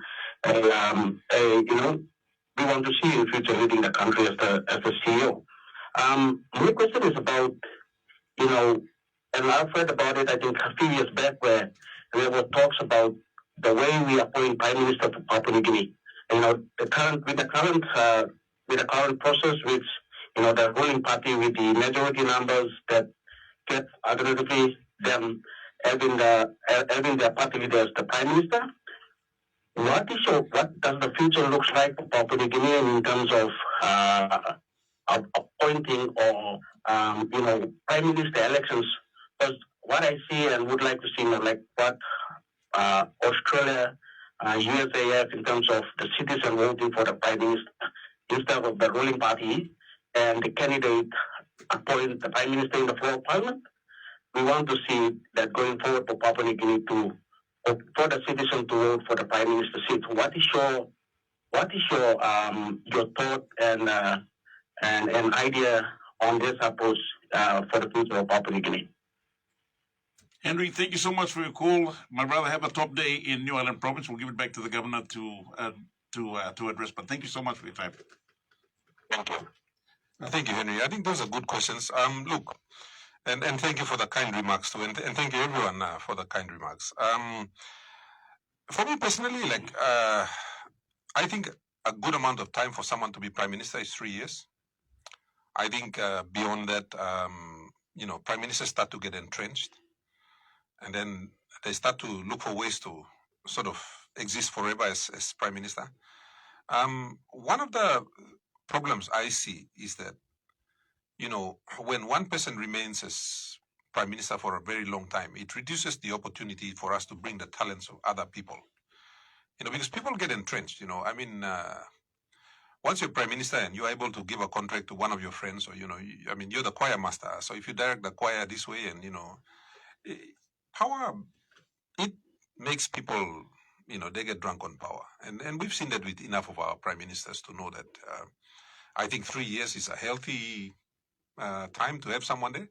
It's a misconception to think that the longer you have a Prime Minister, the better things are going to be, We've had dictators that have gone for a long time too and ruined countries, so the argument can go either way. Just because Lee Kuan Yew, who was an exceptional leader, did something in Singapore, everybody wants to point to that. But Lee Kuan Yew is an exception, it's not the rule. Most people can't handle power. As soon as they get into power, all months are long, and we've seen that enough times. So we've got to guard against the fallibility of human beings. We've got to guard against that. In terms of election mechanisms, for me, it really doesn't matter whether we have the current one or we change to a direct election. The most important thing to me is the check and balances. In every system of government, particularly in a democratic country, you need checks and balances. What we have seen in Papua New Guinea is that when a Prime Minister gets powerful, he starts to control the speaker, so he controls parliament. So in Papua New Guinea, we've always had the executive government controlling parliament. Parliament doesn't do its own thing. And you always end up, and because the Prime Minister becomes so powerful, all the members of parliament, they want to be on the powerful side because that's where you get the money to do your projects. This, something you like him, but you kiss him, suppose you start government. Members of parliament will say, when you are in opposition, that's like being in hell because you get nothing in opposition. Something in government as well. So we've already sort of set up the system in such a way that, don't go to opposition. And you start and it's true. The government tries to finish off the opposition. If you look at the way it's happening, they try to blame us for all of the problems that are happening in the country. But people forget, one man has been the choir master. One man has been controlling the steer and changing the gears for Papua New Guinea. And that's the Prime Minister. So we've got to take a look at that. To me, I think if you cannot perform in 3 years, we should try someone else. Because there's enough talent in Papua New Guinea. We can't just think that one man knows all the answers, And Prime Ministers develop big heads, Once they become powerful, people say, look, why aren't you giving alternative policy suggestions? We do. We do give alternative policy suggestions. But when 90 people are supporting you, you don't want to listen to some long man, no long opposition. You are going to do things the way you want, and that's just human nature. If we can strengthen, like in America, they have the impeachment system. We don't have that here. So you've got to look at a way to keep the Prime Minister accountable. The VoNC mechanism that you saw is actually an accountability mechanism. When you have a threat of a VoNC on a Prime Minister, embassy, hey, wait, meeting pastor and making this or something, you think him. When you remove that, suddenly nobody's checking him now. I'm like blame. Now got a boy blame, so stop all pick him scrum now, walk him something. So these are the things. Whatever system we look at, we need to strengthen the checks and balances on that system. That's my view. On the Nesfund FM100 Talkback Show, as I keep saying, I've got to take a break at this juncture, got bills to pay. And we'll be right back. Again, the phone lines are 3233 3233 Nesfund FM100 Talkback Show. For more information on FM100 Talkback Show, wherever you may be tuning in from, very, very quickly, as we take to the phone lines. Hello, FM100 Talkback. Good morning, thank you. My name is Melvin. I'm calling all the way from Australia in Perth. Melvin, yeah. Melvin, go ahead. Australia, Perth. Hello, Melvin, you still there?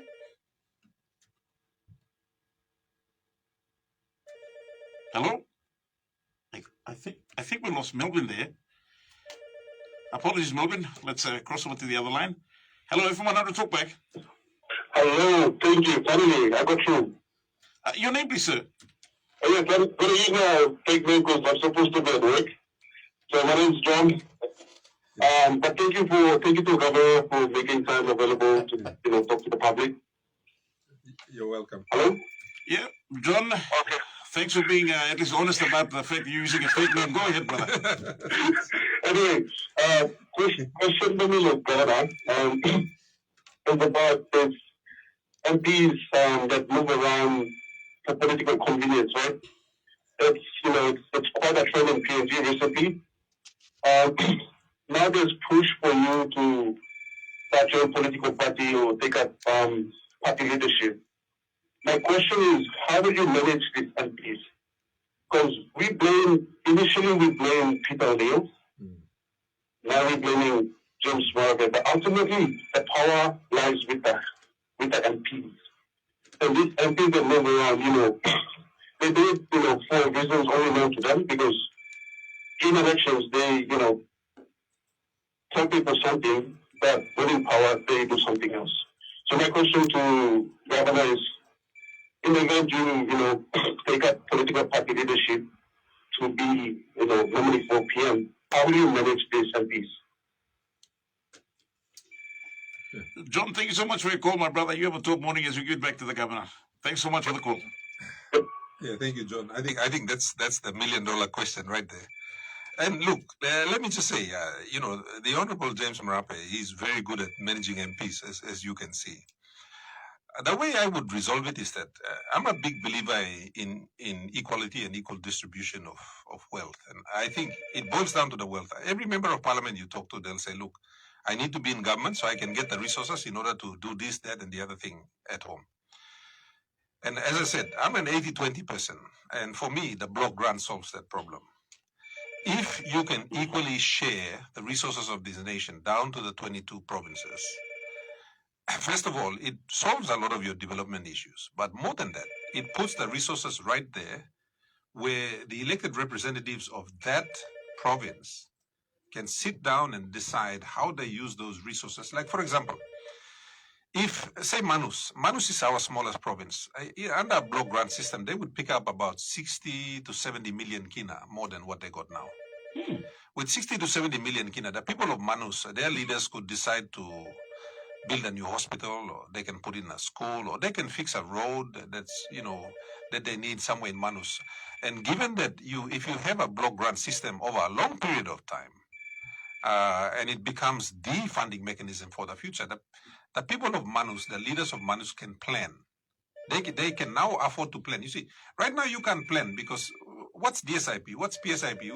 We're running around doing small projects here and there, And a lot of the mechanisms are outside of normal, how shall I say, accountability mechanisms. But if you put it through a transparent budgetary process where everybody comes back to what Dr. Momis talks about, participatory democracy. People participate. So we do it. People keep talking about, bottom up. In Sepik this year, we are pushing funds down to LLGs for the first time in our history, all the way down to ward. This year we are doing ward. So we are trying to get that participatory democracy that is intended for in our constitution. So people down there participate all the way up. Under a block granting mechanism, you would actually do that. Now, this to me will stop members of parliament running around because you guarantee the funds under law. So as soon as the budget is split, the first thing you do is you do a block grant, money block, health, education, law and order, road, order something, bang, go straight to province. All right, you sit down in province, you decide. Manus, you play like making one. New Island, you play like making one. Central province, what do you want to do? Chimbu, Eastern Highlands, what do you all want to do? Sepik. You push it right down there and then we determine our own future, which is, I think, if you read the Constitution, that was the intention of the Constitution. Right now, who determines the budget framework? It's the Prime Minister, the Treasurer, and his key ministers. They determine the framework. So you in the province, wherever you are, whether you LLG president, ward member, or you just a community leader, you miss out. You don't have a say. And I think that's the thing that Papua New Guineans are struggling with. And right now, all of you calling up, all of you wanting this change, well, you're wanting to participate. You want to have a say in how your suburb is managed, or your ward, or your district, you want to have a say. And because you can't, everybody's getting upset. And I think this is why people are rallying around me, because my idea is not about me having the power. My idea is about everyone else having the power. I think that's the idea that people are gravitating towards. And this is the thing I keep saying. And this will, most of our MPs, they don't understand that what I'm proposing actually gives them more power. And they don't have to run around and, be begging one man or begging a powerful minister or, you don't have to do that anymore. Or something going to place here, stop la place na. You plus threat him na, fix him la. If you have a power supply issue, well, you guys in Manus fix it. Or you guys in West Sepik fix it. No need logam na, painim, William Dumal or Mosby logam na, fix him. And this is, I think, the beauty of the block granting system that Papua New Guineans just don't see. And Papua New Guinean members of parliament particularly don't see. To the phone lines, here we go again. Hello, FM100 Talkback. Good morning, FM100 Talkback. Greetings. Easter's greetings to you and good Governor Avenue. Ivan, always a pleasure, my brother. Go ahead. Oh, Ivan. Thank you, Governor, for your time again. It's good to have you on the show again. Look, I just got one issue I'd like to raise with you. Now, it appears that the VoNC is all done and dusted. There could be one hit of another one. But anyway, for me, it's all done and dusted. Governor, my focus is the elections. Now, we all were making a lot of noise up to the last elections, saying it was all rigged, and we needed a big change. We're almost 1 year away now, and nothing has changed. We had the same person in charge of the Electoral Commission, and we have the same people running the government. Nothing has changed. I also understand that you are the chairman of the Parliamentary Committee looking into this aspect. So, if we are going to use the past as any barometer to measure the future, which is 2027, we're all going to have the same result. So, I'll be listening again. Nothing's changed, Governor, if I'm not wrong here. You tell me how elections is going to change come 2027. What's going to change? Where after the elections, we're not going to make a lot of noise and say it was rigged again. I'm at a loss to hear that we still have the same commissioner and the same minister. So from there, you can just deduct straight away nothing's going to change. We're going to have the same people back in government. Just like to get your views on that, Governor. Ivan, thank you so much for your call. We'll give time for the governor to respond, but thank you so much for your call, my brother. Have a top day and good ones. Good, thanks. Cheers. No, thank you. Cheers. Thank you, Ivan. I think that's a genuine concern there. But let me just say, one of the things we didn't have before was a parliamentary oversight committee. You now have a committee. So one of the things we're going to do, and we were going to do it, but because of this recall of parliament for the VoNC, we actually deferred our committee hearing. But we're calling up a committee hearing, and you're right. You know, the Honorable Pila Niningi brought in a law. He brought in an amendment, so we changed the law. Well, not we, the government did. I objected, and they changed the law to increase the retirement age so they could keep the current commissioner of the Electoral Commission. So, like I said, this government is doing everything in its power to protect itself. But that's what they did. The committee is going to hold the current Electoral Commissioner to account. That's one thing we have now that we didn't have before.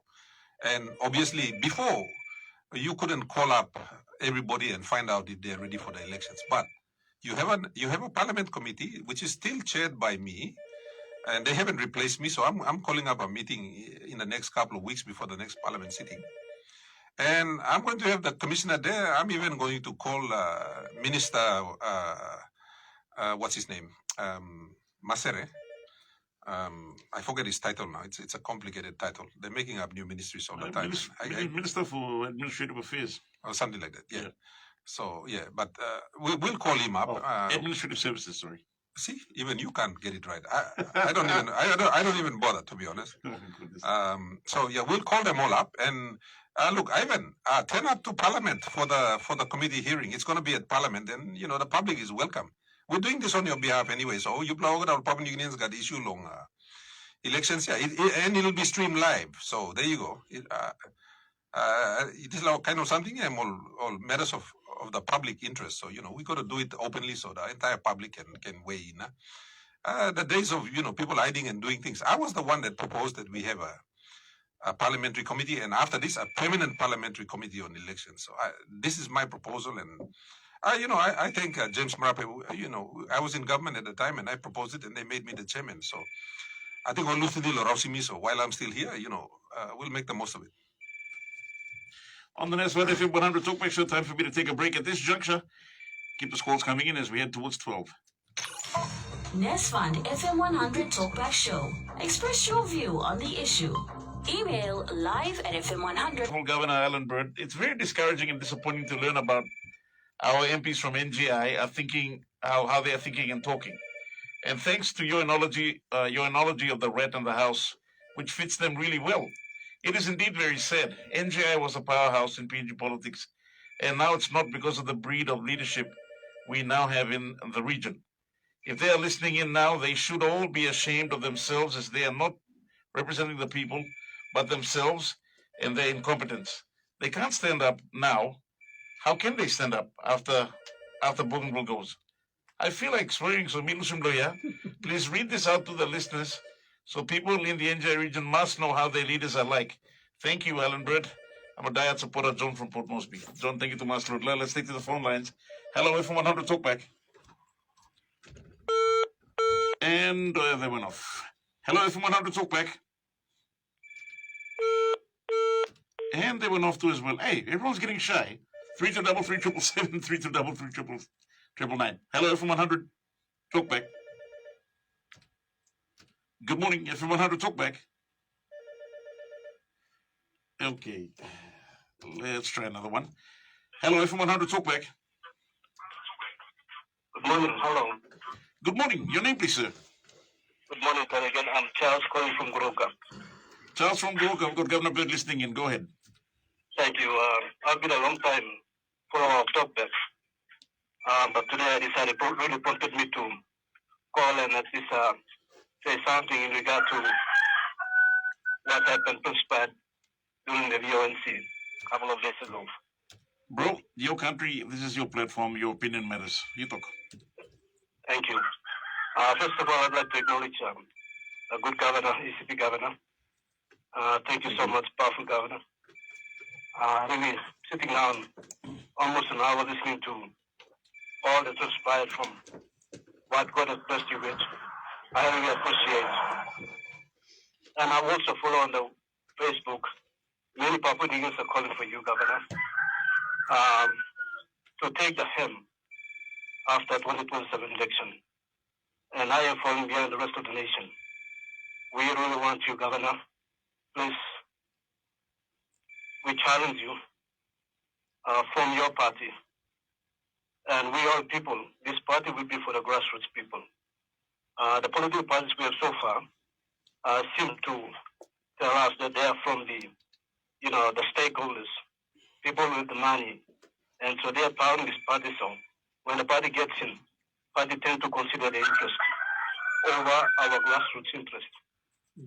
So the party that you're going to form, as people are calling, the grassroots people are calling, it will be a grassroots party. And we will be falling behind you and running behind all the other callers and people who are supporting you to really go for it, so we all fall behind you. It seems that at last we have a leader that listens to the cry of the people. And there are many things that we feel that our MPs who voted against the motion don't seem to see what the people are feeling. I really wonder how many of the people from these respective districts and provinces during the outcome of the VoNC,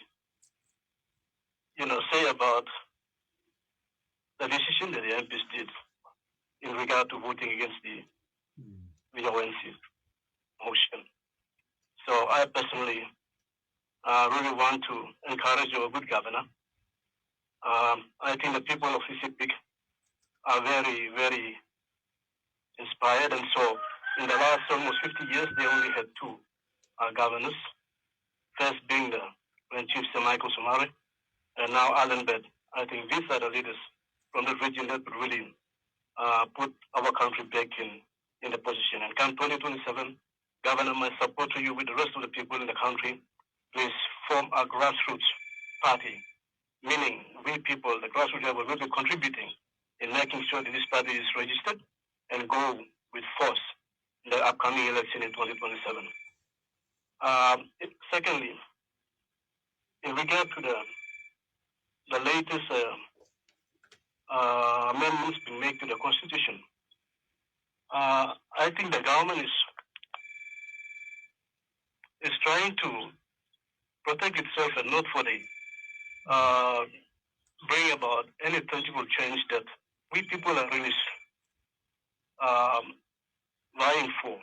We really want a change that will reduce inflation and create employment and all these things. But instead, government is making amendments to the Constitution for the sake of themselves. And I think that's the government that is for the people. So I really have the thumbs up for 60 members that really voted against or voted for the VoNC motion. And Governor, you being part of that, I really want to commend you.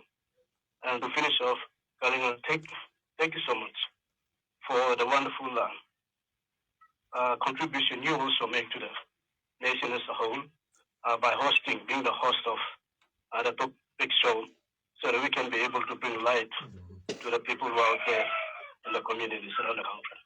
Really, thank you so much. Charles, thank you so much. You have a top day in Goroka. Thank you so much for your contribution as well. And in your case, something to the Belgrina, you can phone our income. Thank you, Stret, my brother. Have a top day in Goroka. You too. Charles from Goroka. Look, he makes a good point. When the VoNC failed, I think Papua New Guineans generally were happy that we did it.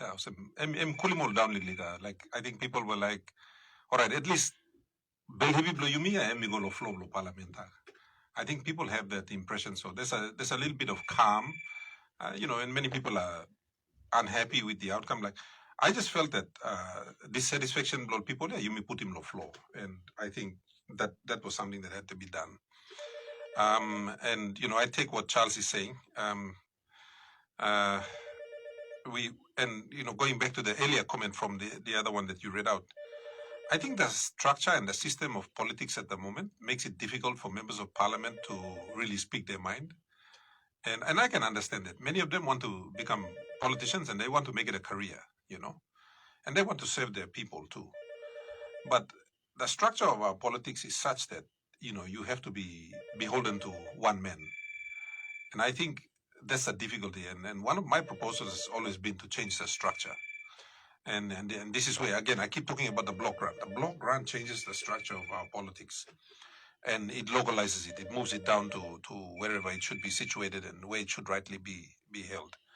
So, the concerns of people like, Charles in Goroka, I think we need to find a way that makes members of parliament not just accountable at elections, but accountable throughout the course. And this is where having things like, discussing local initiatives, local solutions to problems and challenges in and around where people are based, pushing it down. And I think that was the initial intention of the provincial government system anyway, is to push the decision-making down to people in the provinces and to give them the money that they need to solve their problems. And I don't think we fully funded that system and made it work. And this is the challenge. And I think when people become prime minister and they become minister, they want to hold the power up here. And as a result, people are complaining at the bottom. So we've got to push it down. And, that's a significant reform. What I'm suggesting is a very significant reform. And I hear the cries and look, some of us are trying. I want to change the system so it works for us better. And I think that's what people want. On the Neswan FM100 Talkback Show, I'm going to take a break at this juncture, pardon me. And right on the other side, we'll be coming back. We're probably taking one last call as Governor Bird prepares to exit. I know plenty man got plenty thing will get him come, so we'll see if we can sneak in one more call. as we come towards the end of the hour. Nesfund FM100 Talkback Show. Your input matters. Call now on 323-3777 or 323-3999. Welcome back to the Nesfund FM100 Talkback Show. Now, we can't have just one echo chamber where all get the one kind of ideas that come, you may just go off on each other. Otherwise, we'll get tired of hearing the same message. It's always great to have differing opinions. Now, Chuck from Skyview saying, good morning, Culligan. Governor Bird, good morning, Culligan. Governor Bird is privileged to be in Parliament and has the upper hand over us common people to change the government. There's no secret to changing the government, as it lies purely on numbers. My question is, why is he not mastering the numbers on the floor, but rather bumping all his righteous claims on social media? He needs to evaluate himself and identify what it takes to be a leader among leaders when it comes to national issues, or in this case, the VoNC. That's from Charles of Skyview. So, Bitoka, another differing opinion in this case. Look, it's a good point. Me no kind man run ago na time. I mean, I talked to members of parliament, and when I was the nominee, I did have discussions with them, and even now when Sepita was the nominee, we did have discussions. When the time also talk, Melanesian Pasina, you give him something lo man na by luluglo you. Me man lo sem lo run give him something, offer him something lo mano. I don't work like that. I have a professional background. That's one side. So me personally, like, having been involved in these VoNCs, I've made up my mind that I think that all members of parliament you need to look out them all. These are people that shouldn't be in parliament. I've been in parliament second term blow me now. Me look sabe also, you mean need them all kind leader where all strong blaman, strong blameri. So they don't run around and follow money and cargo and these kind of things. That's my personal opinion. I think that we should have negotiated outcomes, and not outcomes where, we have followed around like cattle and, and this is where I come back to that change that I think should happen, which is the block grant. If you truly share power, then people are equal. And when people are equal, decisions are made equally. Right now, parliament is an unequal playing field. Like, you talk master the numbers. I've talked to so many MPs in government that are not happy with the Prime Minister. Many of them are very senior. I may not call him name lord. They're unhappy with the way Marape is doing things. But at the same time, they're afraid of making a break for many, many reasons that I don't think I should disclose. But fact of the matter is that even they are unhappy, they don't want to make a change. And so, Mia Tinimlomiem, Rosimol Kain Manlo 2027 elections. Me no mentioning Mary because I think our women leaders are quite exceptional, particularly two of them. So me talk man, So, and that's something that I'm seriously thinking about, go out on the campaign trail in 2027, that's the sort of thing I'm thinking. So you start with a clean slate, you start with good people, fresh people, smart people, people with intelligence, and like, plenty time people stand up in a debate lo parliament, many people are not up to the standard that some of us are at, and, and I don't say that negatively, I say that as a fact. And I want to have an intellectual debate with people who can be, at the same level. So we talk about issues. We don't get personal, and you don't treat it like in private something and you get upset about it. You stick to the facts and you make the arguments. And democracy only works with an educated population, unfortunately, and that's the problem we face. Many of our people are not sufficiently educated. Now you give them one flaps or Coca-Cola, or they vote along tribal lines or this and that. So you end up with someone coming to parliament who is perhaps not up to the standard of some other part of the world. And we become victims of that, and we complain about it. So, me, I spoke to a lot of them, and I didn't say, look, come and join us. I said, look, what do you think? And the response I got from almost everyone in government was, we're unhappy with James Marape, but we don't have a choice, we're going to stick with it. Or, I want to move, but no good me move the slaman by not move. A lot of them are kind of like that. They're scared of missing out. You move and you miss out. So the funny thing is the large majority of them don't like the way James Marape is doing things. That I can say, honestly. But they don't want to make a move. As is the case now, just a little talk survey here again. From this point on, I know from the overwhelming support that's come through online, on WhatsApp, and also on our Facebook page as well. Governor, as far as it goes for overwhelming call for you to actually form your own political party come 2027, and if you do choose to run, apart from what you said, your own personal conviction says you want to give it only 10 years, which you're doing, and this could be your last term in Parliament. But you said you're going to have a think about it, talk to those ones closest to you, been with you in this journey that you've come through in your political life, for that matter. Something start bluntly. So Governor Bird has said in a few months' time he should be advising you, those who've been calling for him to form a party. Now, while all of that's going on as well, let me just say, for those who are actually saying, okay, we also want to listen from the other side. Now we're listening from the opposition side, in this case. All right, talk sabat asol. Because I give him invite golong all no sakam. So since just invite no side. No, okay, government MPs, yes, ministers. Government MPs and ministers that we've TalkBack have reached out to them. So first of this one, since we've done a 3-hour program, to you, my listeners, from this point on, I'll be sending invites to, of course, the Prime Minister's office. I'll be sending invites to Treasurer's office as well, respectively also to Peter Samalilia, our police minister in this case, or internal security minister, whichever they call it. And I think some key ministry of some kind. So please, if all no come, and I'll invite him to appear next week. By the end of the week, if no response comes from him, because what I'm saying, if it doesn't happen, please, I did my part. People are being a part of the so if we postpone it another time, we'll keep liaising with them. Don't forget, these are very, very busy individuals. They're running departments at the same time running more provinces.